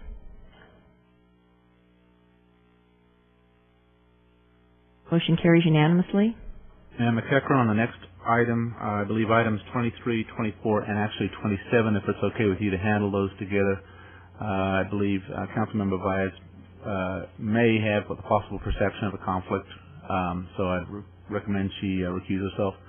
And hopefully you can handle those three items together, or one after the other. Okay, we'll go ahead and handle agenda item number 23, 24, and 27? Correct. Okay. 23 is a request to adopt resolution 11-020, entitled Resolution of the City Council of the City of Victorville rejecting the quote for the furnish, deliver, and install sewer manhole monitoring equipment project and authorizing city staff to proceed with the project for reasons of economy by means of a negotiated contract pursuant to Victorville Municipal Code Section 2.28.220, subsection A2, and agenda item number 24 is a request to award a purchase order to Ponton Industries in the amount of $26,034.32 for the purchase of sewer manhole monitoring equipment to monitor effluent flows from Dr. Pepper Sample Group. And let's just take those two first because those are related.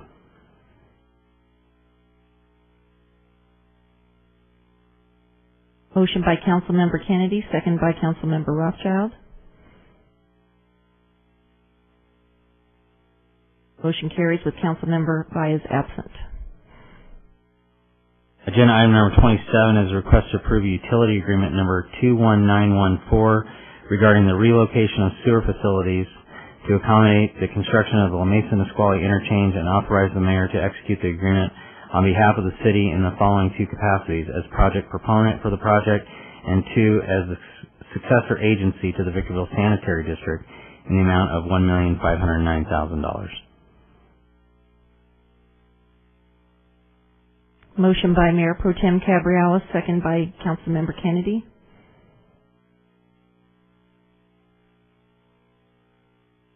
Motion carries with Councilmember Vyas absent.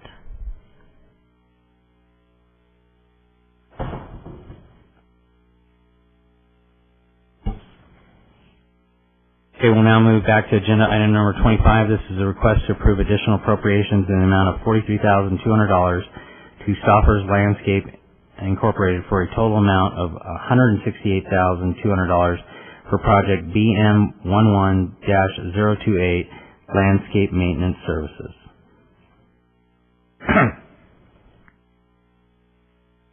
Motion by Councilmember Kennedy, second by Mayor Pro Tem Cabriolas.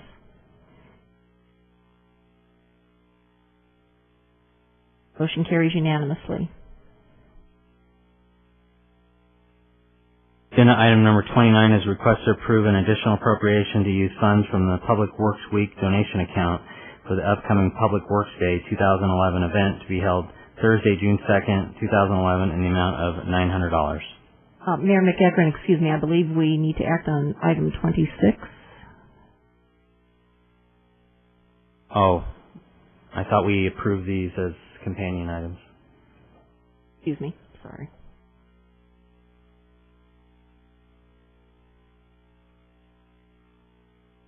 Okay, so agenda item number 29 is before the council.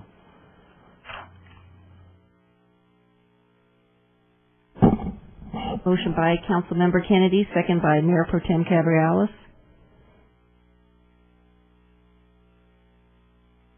Motion carries unanimously.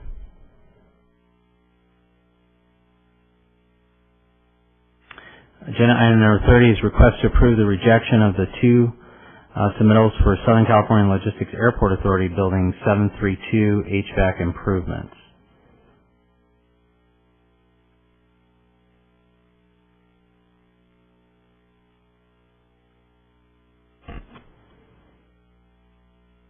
I'd just like to say, I think that it should be always the first option to consider doing the work in-house before we even go out to bid. Motion by Mayor Pro Tem Cabrialis, second by Councilmember Rothschild. Motion carries unanimously. Agenda item number 31, discussion and possible action as to the sandbag contract number C11200 regarding La Mesa Nisqually Interchange project. And I'd like to have a presentation from staff, starting with our city manager, Jim Cox. Mr. Mayor and Council, this has been on the last two council agendas in some sort of fashion discussing this matter. Doug Robertson has been given the task of negotiating an agreement with Sandbag and putting together an agreement in regard to the requirements that Sandbag staff have recommended. This involves an analysis on the part of the City of Victorville regarding the DIF money, the amount available, the requirement for a $10 million deposit, and the effect that it will have upon the future funding. And Mr. Robinson has submitted quite a lengthy memorandum on this matter, and I'd ask that he make a verbal presentation to the City Council regarding this item.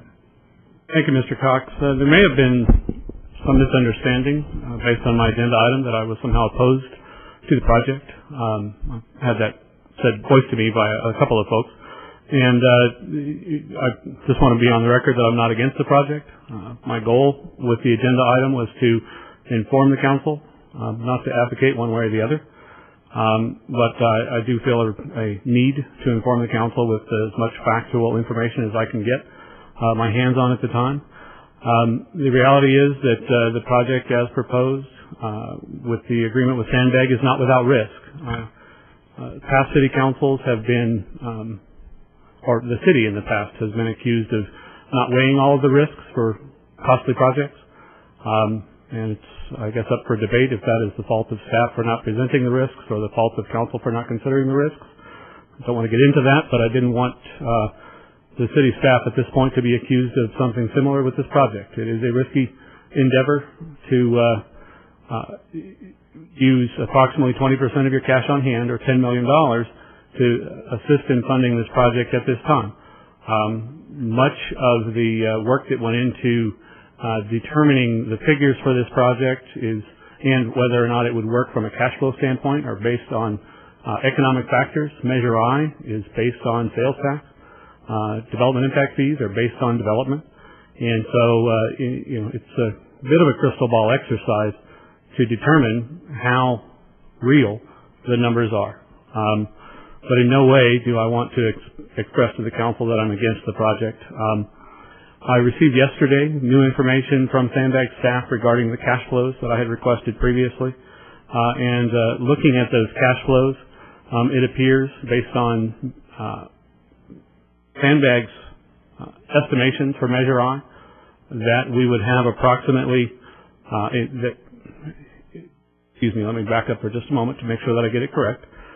It appears that based on the Measure I stats that I've got from Sandbag, and also based on their construction schedule that they are proposing, it appears that for this project, year one of the project, they would not spend down enough of the $10 million that we would deposit in order to trigger their need to withhold the city's local Measure I dollars.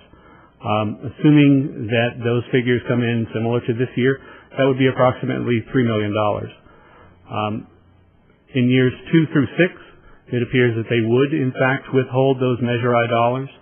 And, in fact, beginning in year 7, At that point, again, with those caveats that I said, it appears that we would begin receiving our Measure I dollars again because the debt will have been satisfied and no longer have a need for that escrow account. Putting those two numbers together along with some of the other figures in the staff report, it stands to reason that if all the estimates are correct, and I believe that they are, that we would in fact survive that 6-year period and effectively break even over those 6 years from a dollars and cents standpoint. And based on our current budget and based on what is in the draft budget for next year, it would not have a material effect on our ability to maintain the streets, the signals, and signs and striping that was of concern. However, as I said, that's 5 years, 6 years of basing stats on what could or could not, may not happen in the economy.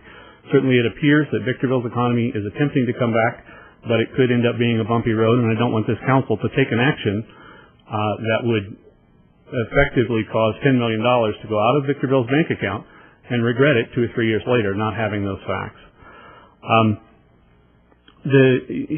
Also looking at the cash flow analysis that I was provided by Sandbag staff, a couple of things that I should point out that I did not have the information when putting together the agenda item, is that we don't have an MOU in place at this time with Apple Valley and the county. Previously that was something that has been negotiated for, I think, a couple of years now, at least a year. Putting together an understanding of who's going to pay for what exactly and when.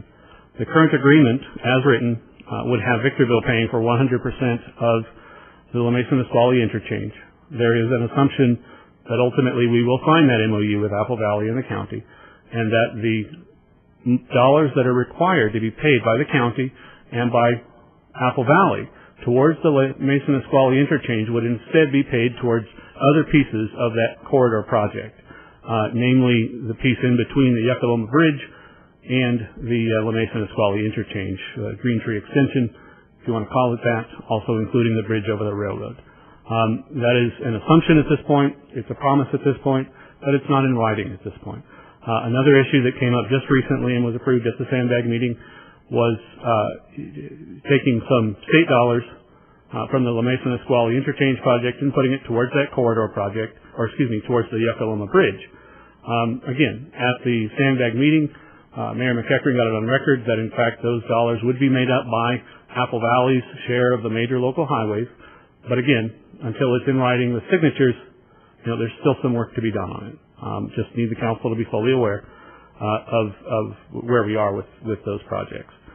An interesting point that I haven't been able to verify with Sandbag, but I believe to be the case based on the cash flows that they sent me, is that if in fact there was no MOU with Apple Valley and Apple Valley was required to come up with their $6 to $6.5 million of developer share, we in fact wouldn't have the cash flow problem, and theoretically, if Sandbag so chose, they could return that $1.3 million that we requested on an annual basis without running into the cash flow problem that was discussed at their last meeting.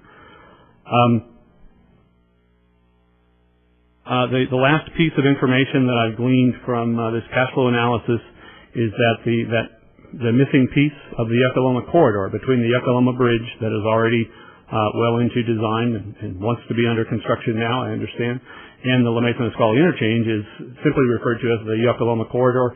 That's the Green Tree Extension, the railroad bridge. That is currently planned, based on this cash flow, for 2016-17. If in fact that were to occur later, again, we would not have that cash flow issue. So, in my opinion, based on the best knowledge that we have, based on the best estimates that we have, we will be able to get through the project without dipping too deep into our street maintenance funds to cause a problem for the city.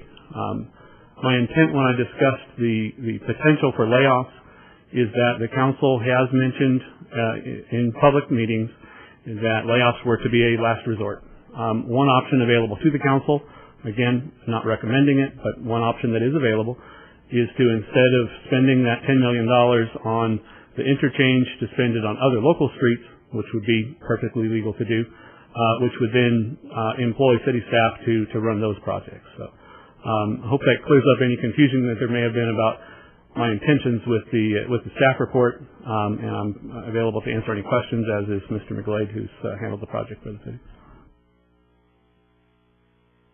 Okay.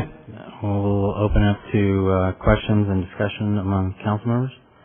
Mr. Rothschild?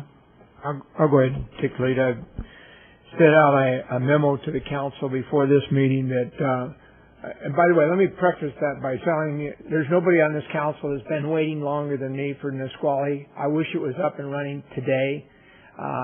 And the moment we can get our tractors going, the happier I am, as well as all five of us and any of the past council members and everybody in this community. That isn't even a question on the agenda tonight.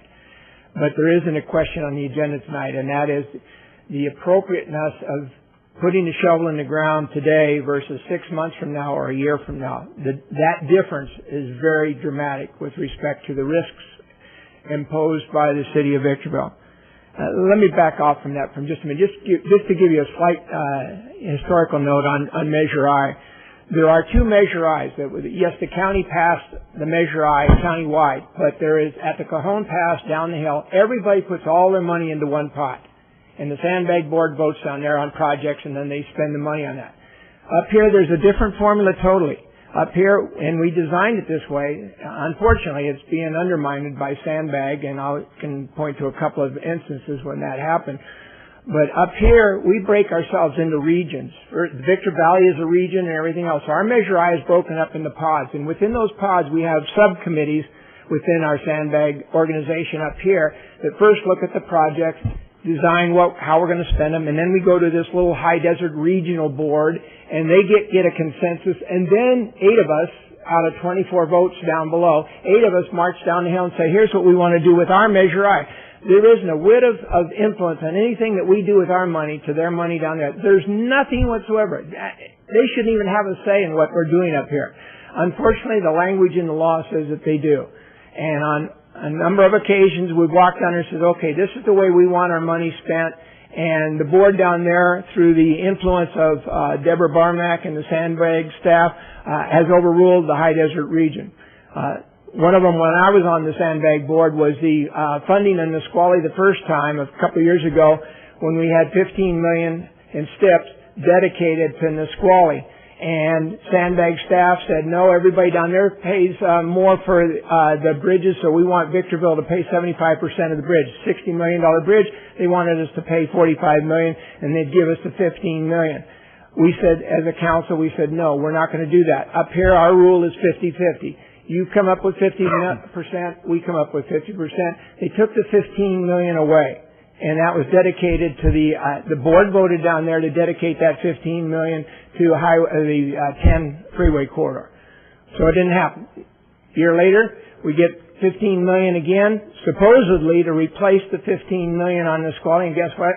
Supervisor Metzenfeld, in his infinite wisdom, decides to give $7.5 million to Nisqually, $7.5 million to Yucca-Loma project. And remember, he's the one that teed up this Yucca-Loma corridor.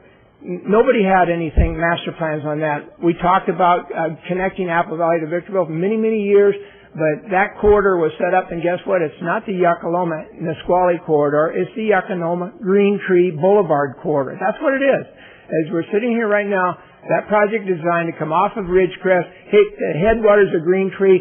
At maximum use, about 20,000 cars a day are going to hit Green Tree Boulevard right there at Hesperia Road, and we're going to magically disperse them throughout our city to the benefit of Apple Valley and the county.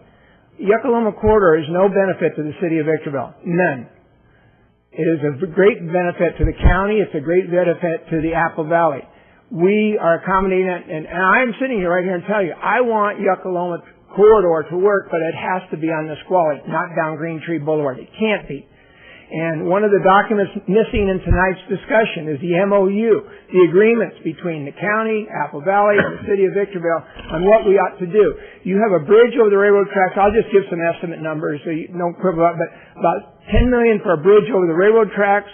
There's other improvements from the railroad tracks off of there to Hesperia, and then there's 2 more lanes from Hesperia Road to Nisqually. All that just to accommodate the traffic. Not the least of which is there is actually no guarantee that when the traffic hits Green Tree, I don't care what engineering designs you put in place, you're not going to negatively impact the city of Victorville greatly, especially when folks are coming out of there and going to SCLA to work and they happen to come over there.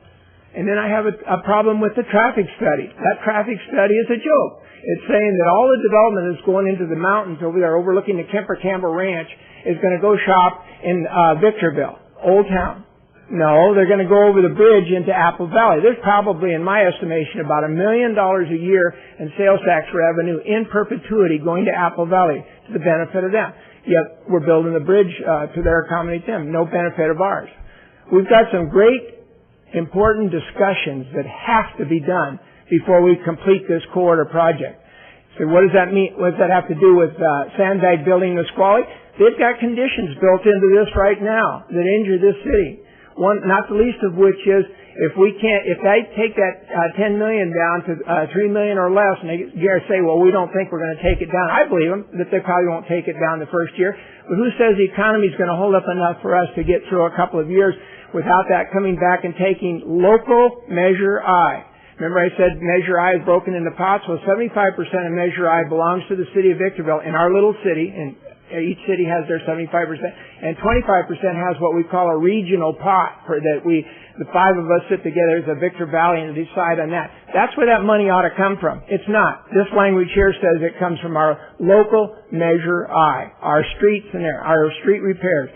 So the second year into this project, guess what? We're going to be hurting if we don't have the money sitting there to take care of those streets. This agreement has a lot of flaws in it, and it needs to be done. It can be corrected, but it's not corrected tonight. Tonight there's a lot of serious damage and threat to the city of Victorville. I want the project no less than anybody else on this council or any past people or anybody in this citizen in this town. I want those tractors moving tomorrow. But we've got to do it right. We're in a very tight budget constraint right now. 6 months or a year, the fiscal picture may change. And we may be able to accommodate that. There is a threat. The Assistant City Manager just indicated that you can't see beyond next year. So what about the revenue flows for those Measures I? 7 years down the road we'll have it. Maybe next year we'll be hurting, and the year after for potholes and everything else. No, we don't need it. We can wait 6 months. We've waited 20 years. We can wait 6 months or a year, especially in these unfortunate times. So I can't agree with this agreement with Sandbag. They have their own set of rules and their own agenda. They stabbed us in the back. They took the $15 million and caused that financial crisis. That shouldn't have been there. That $15 million should be sitting on our side of the equation right now, and we'll take care of Yuckaloma after we get Nisqually done. They've teed them both up simultaneously to put a lot of pressure on Victorville to cover that expense of the connection between the Yuckaloma corridor and the Victorville. No, nothing in here says how we're going to do with those things. I think there's at least $15 to $20 million in connection costs, all being dumped on the city residents of Victorville, and yet the corridor isn't a major benefit to us at all. We're doing it for the benefit of Apple Valley and the county. I'm sorry, but the city of Victorville right now under this agreement is being screwed, and they shouldn't sign the agreement. I am totally against this agreement at this time with Sandbag. And I'm not against Sandbag building the bridge. I don't care if they build it or not. They do a good job building bridges. But this agreement is vindictive. They're angry because Victorville stood up to them when they did their 75-25 formula. Supervisor Metzenfeld was the leader of that. Just like he's right now. He's teed up the corridor and he's saying, Victorville, go ahead and push it forward or we'll just kind of hurt you some more. And that's basically what they've done right now. And so the project is good. The traffic has to get to Nisqually. There's no way that sitting here today that anybody in this council can guarantee me that traffic will get there properly. 20,000 cars a day hitting the city of Victorville to the benefit of Apple Valley and the county, and no benefit of ours. And sales tax going the other way. I think we ought to sit down and discuss this. 6 months delay wouldn't have hurt at all, and it certainly doesn't queer the deal in terms of getting the project teed up to go. It's just that even though the real estate's ready, the finances aren't, and those finances are very important at this moment in time. So my vote is no. Thank you. Councilmember Kennedy? In my mind, this project makes no sense if we don't do the Oklahoma Bridge, if we don't actually create a corridor to get a third route across the valley. I have to say, I think anything we do to relieve congestion on Highway 18 and Bear Valley Road with another corridor is clearly a benefit to the citizens of Victorville. People trying to get from the west side of the freeway to the east, people getting from wherever they live to the freeway. A third corridor, in my mind, makes a lot of sense. So but my question is there any possibility that they will build this thing and not take traffic to Nisqually? I can't imagine if I were driving from Apple Valley on that corridor that I would want Greentree, because the intersections of Greentree are just awful. I mean, I'd choose an on-ramp at Nisqually. I drive that Greentree intersection all the time. What about that, Doug? Can you comment on that? I can comment based on hearing this discussion many times, and I'm going to use Mr. McGlade's analogy that the traffic flows like water. If Nisqually becomes at all impacted, they will go wherever they will go to get to the freeway if they think it's quicker. There are engineering plans in place to try to affect that decision-making process by each driver that will make them want to go down Nisqually. Make them want to go down Hesperia Road to Nisqually, but there's no way to control exactly where they go. Can't imagine they're going to drive down Greentree just to make Mike mad. I don't think that's going to happen. They're going to choose the route that makes the most sense, and I don't think Greentree is going to make a lot of sense. SCLA to work. Well, yeah, I don't know what the population traffic flow to SCLA from Apple Valley really is. It strikes me as being fairly minor compared to the rest. What I believe, I don't know what a 6-month delay buys us except the engineering problems going from metrics to the English system or vice versa. I guess that is a factor at this moment. Seems to me there could be no possible better time to undertake this construction project than now, with the cost of construction where it is. I think it would be a mistake to see this project as a trade-off against police and fire or parks and rec or other general fund issues. The general fund deficit has got to be addressed. We've got to deal with the general fund deficit, and it has nothing to do with that interchange, unless we want to hang on to that $10 million so we can borrow it up to support an ongoing, continuing general fund deficit. There's no sense to that. We've got to deal with the general fund deficit. This $50 million cost on this project, correct me, Doug, this is my understanding of big, simple numbers. $50 million, half of it's going to get paid with DIP funds, those that we have now, those that we will get in the future, about $25 million. The other $25 million is going to be Measure I money. That's correct. Your figures are just a tad low. Right now, the estimate I think is $58 million for the actual interchange itself. The measure requires that 50% come from quote developer share. So ultimately, even though over this 6-year period we would borrow Measure I, ultimately all of those dollars must be repaid by development impact fees. So ultimately, yes, 50% comes from development impact fees. The other 50% is the public share. It could come from Measure I. It could come from state funds. It could come from federal funds. It just has to be paid by the public. Okay. So none of that is general fund money. So I don't think we want to get those two issues mixed together.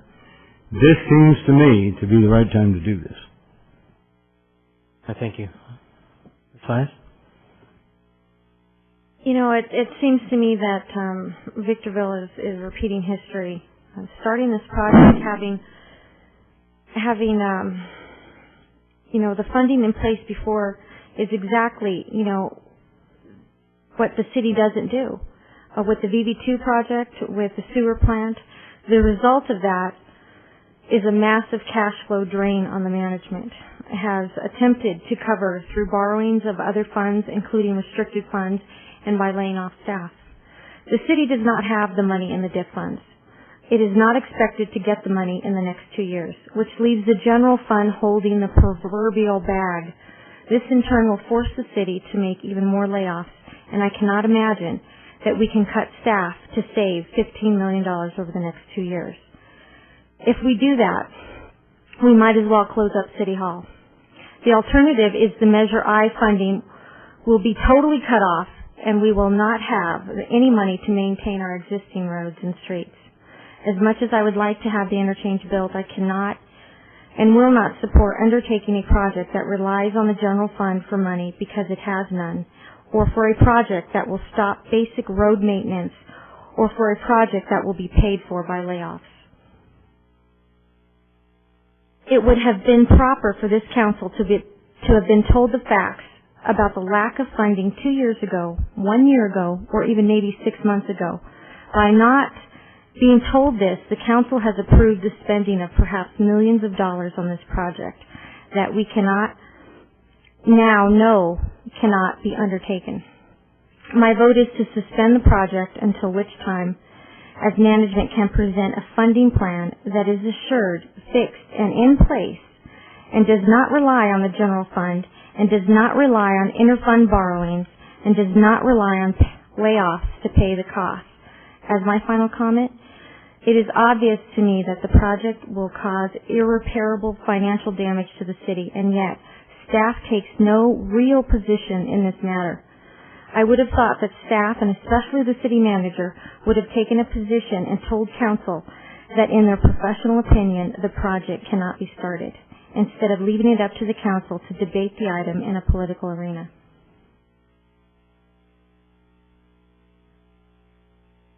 Well, first of all, Councilman Kennedy made a point that the DIP fees and the Measure I funds are restricted funds, have nothing to do with the general fund, and I agree with that.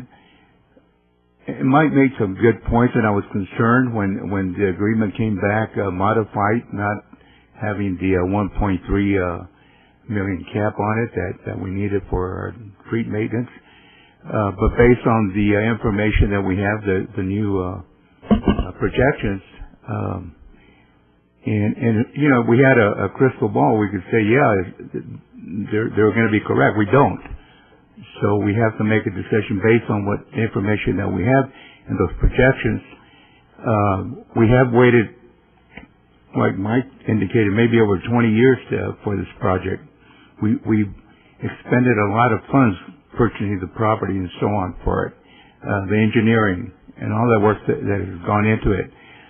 I don't believe that if we wait 6 months, we're going to be able to do it. I don't believe if we wait a year, we're going to be able to do it. And I don't believe we wait another 5 years, we're going to be able to do it. So the best option right now is for Sandbag, with an agreement with the city of Victorville to construct that overpass. It's needed. It will tie in the corridor, but very importantly, I think the people will come to Victorville to shop, and you know, whether we want them to go up to Green Tree or Nisqually, the people will find their own way. They'll find the shortcuts. They'll find whatever way it is that they need to get to what they're going the quickest way. My vote will be to vote for it. However, we mentioned the MOUs that are necessary. So if the vote goes through, I would say that it needs to be tied into those MOUs. Well, thank you, and I'd just like to reiterate what our city clerk already advised us of. We do have an email as well as a letter from our supervisor, Brad Mitzelfelt, encouraging this council to approve us moving forward on the project with Sandbag, as well as from the town of Apple Valley. I'll concur. I've been working diligently for the last 2.5 years on the Sandbag board at the direction of this council to move this project forward, and have been able to to get that board of directors to move with us, and that's not an easy task. I know Councilmember Rothschild knows that.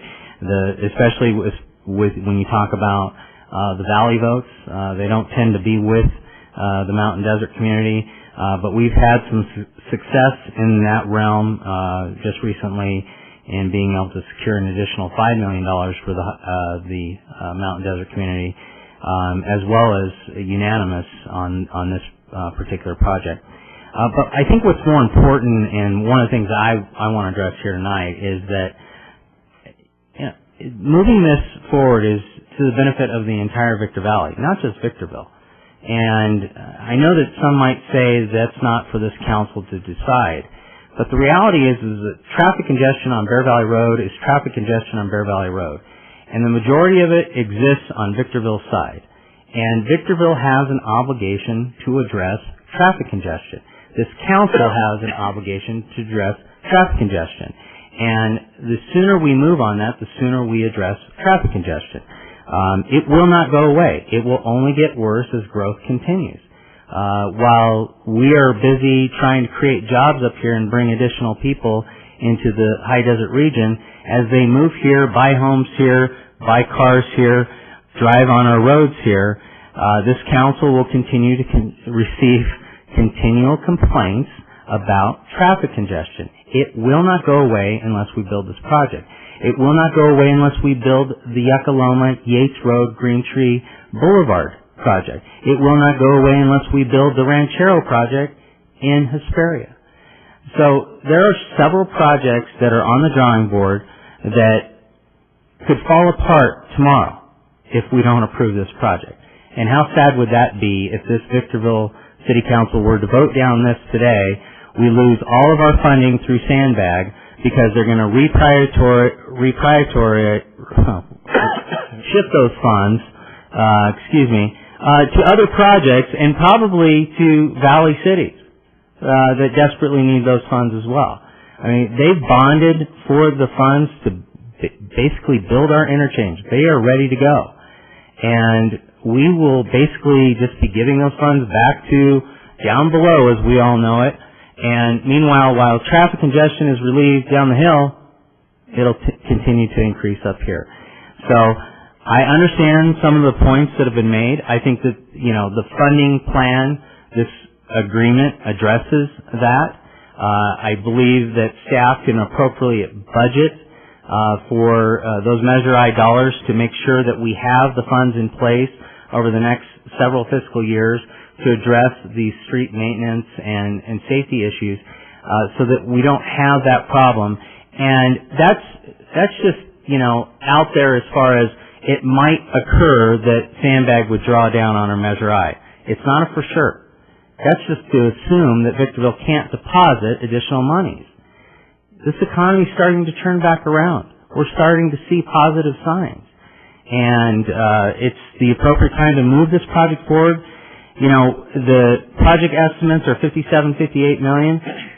But at Sandbag, and I know our city engineer can back this up, project bids are coming in 30 to 40% less than engineers' estimates. I mean, if there's ever a time to move this project forward, it's now, because what's been estimated is not what we're going to pay. So with that, obviously, you all know I've always been in support of this project, and I'd like to go ahead and make a motion that we approve this agreement with Sandbag. And McEachron, does your motion include, I think, Councilmember Cabriolas had a couple of contingencies. I don't know. Yeah, and to that point, included in the motion, I will continue to work with the town of Apple Valley and the county of San Bernardino on the MOU or whatever, the cooperative agreement, as you might call it. I believe, and there has been stated on public record, I know we have town engineer Brad Miller here that can back that up. They are committed to funding their fair share. As to whether or not it goes to this project or the Yucca-Loma, Yates Road, Green Tree Boulevard project, that still needs to work itself out. But they're committed. It's a part of the Nexus study. They have no choice. Sandbag acknowledged that at the board meeting, that the way the the agreement's written, that they have those obligations, both the town of Apple Valley and the county of San Bernardino. They have never denied that, and so that will continue to work in that fashion. So I would include that as part of the motion. I will continue to work on that with those member jurisdictions. Motion made by Mayor McEachron, second by Mayor Pro Tem Cabrialis.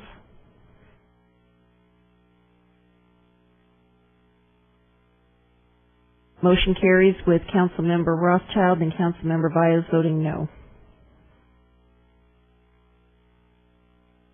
All right, we'll now move on to council reports, discussion and possible action regarding items for the upcoming city council agendas. Ms. Valles? I'd like to request that the council put out an RFP for a full-service law firm.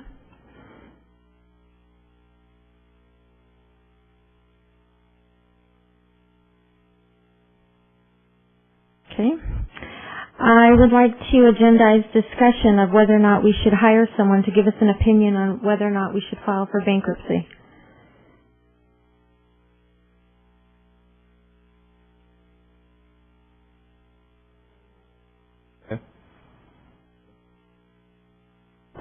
I would like to request that staff look into the request from the couple that were here earlier under public comment in regards to the noise or the music, the loud parties, and the police having to respond. I think we need to look at that, and I would, if it looks feasible, to bring it back under an agenda item.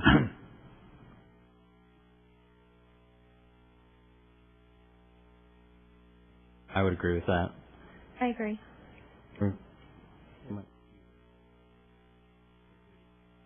Yeah. Okay.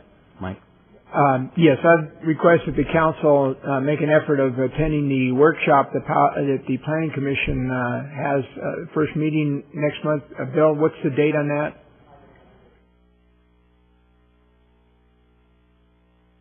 First Wednesday of the month? Second. Oh, second Wednesday of the month. It's kind of an important workshop, and I was wondering if the council and the Planning Commission could get together at that time and go through that agenda with them. Can we, based upon your request, if the council's okay with it, would it be appropriate to have a joint meeting with the Planning Commission?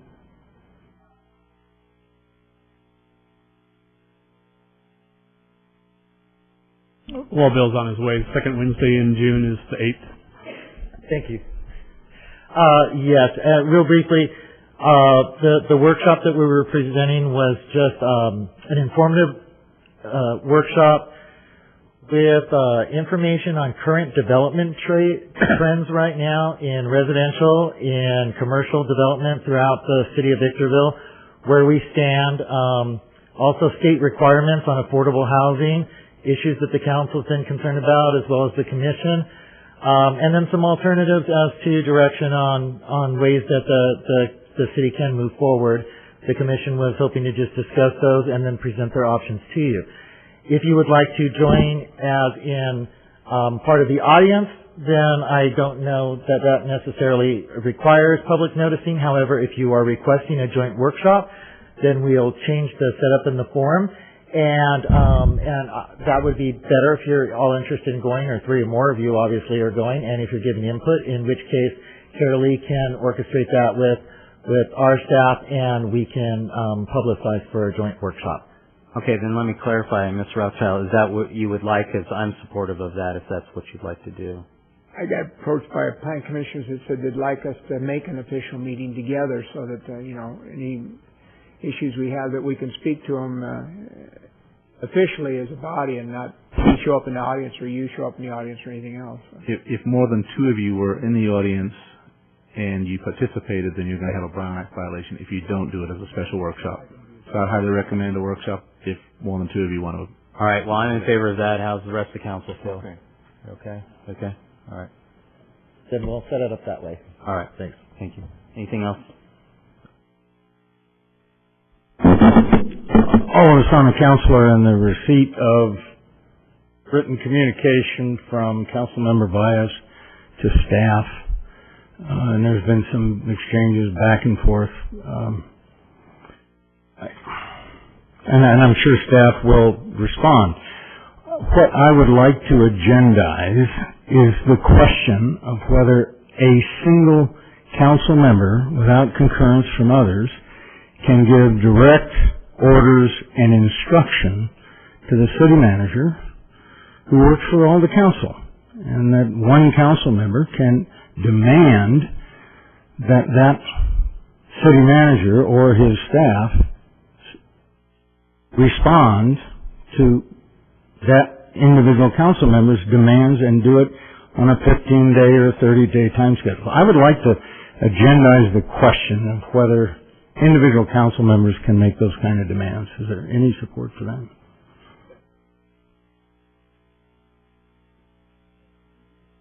All right, that's unanimous that we would agendize that. So that will be brought back before us.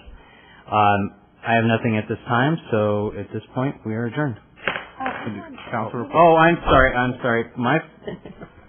We're not adjourned.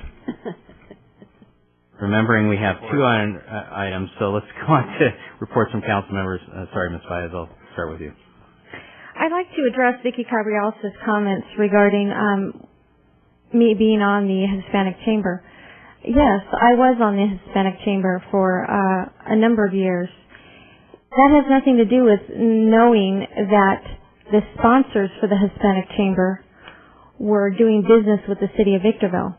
That has nothing to do with me knowing that Mr. Cabriales, Councilman Cabriales, was not recusing himself until I was actually elected to city council and sat next to him and realized what was going on, which I then reported it, which two legal opinions came forward and said that they found it was a conflict of interest and wanted to recommend it to a higher investigative body, which was the FPPC and now the AG's office, which I did.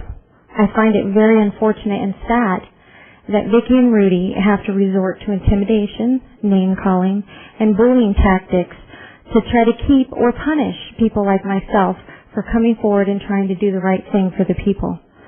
However, this does speak volumes of their character. Please, no outbursts. Councilman Rothschild.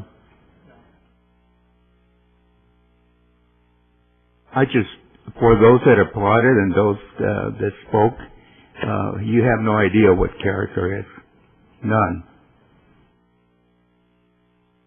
All right, and I have no comments. And Mr. Eklund, if I might, I know it's council reports, but I just would like to offer up, I know the city's facing budget issues, and my partner and I have decided, consistent with what city management has done, to reduce our hourly rate by 10% for a period of 6 months to hopefully also assist in the city's financial issues, starting June 1st. Thank you. We greatly appreciate that. All right, with that, we are adjourned. Thank you.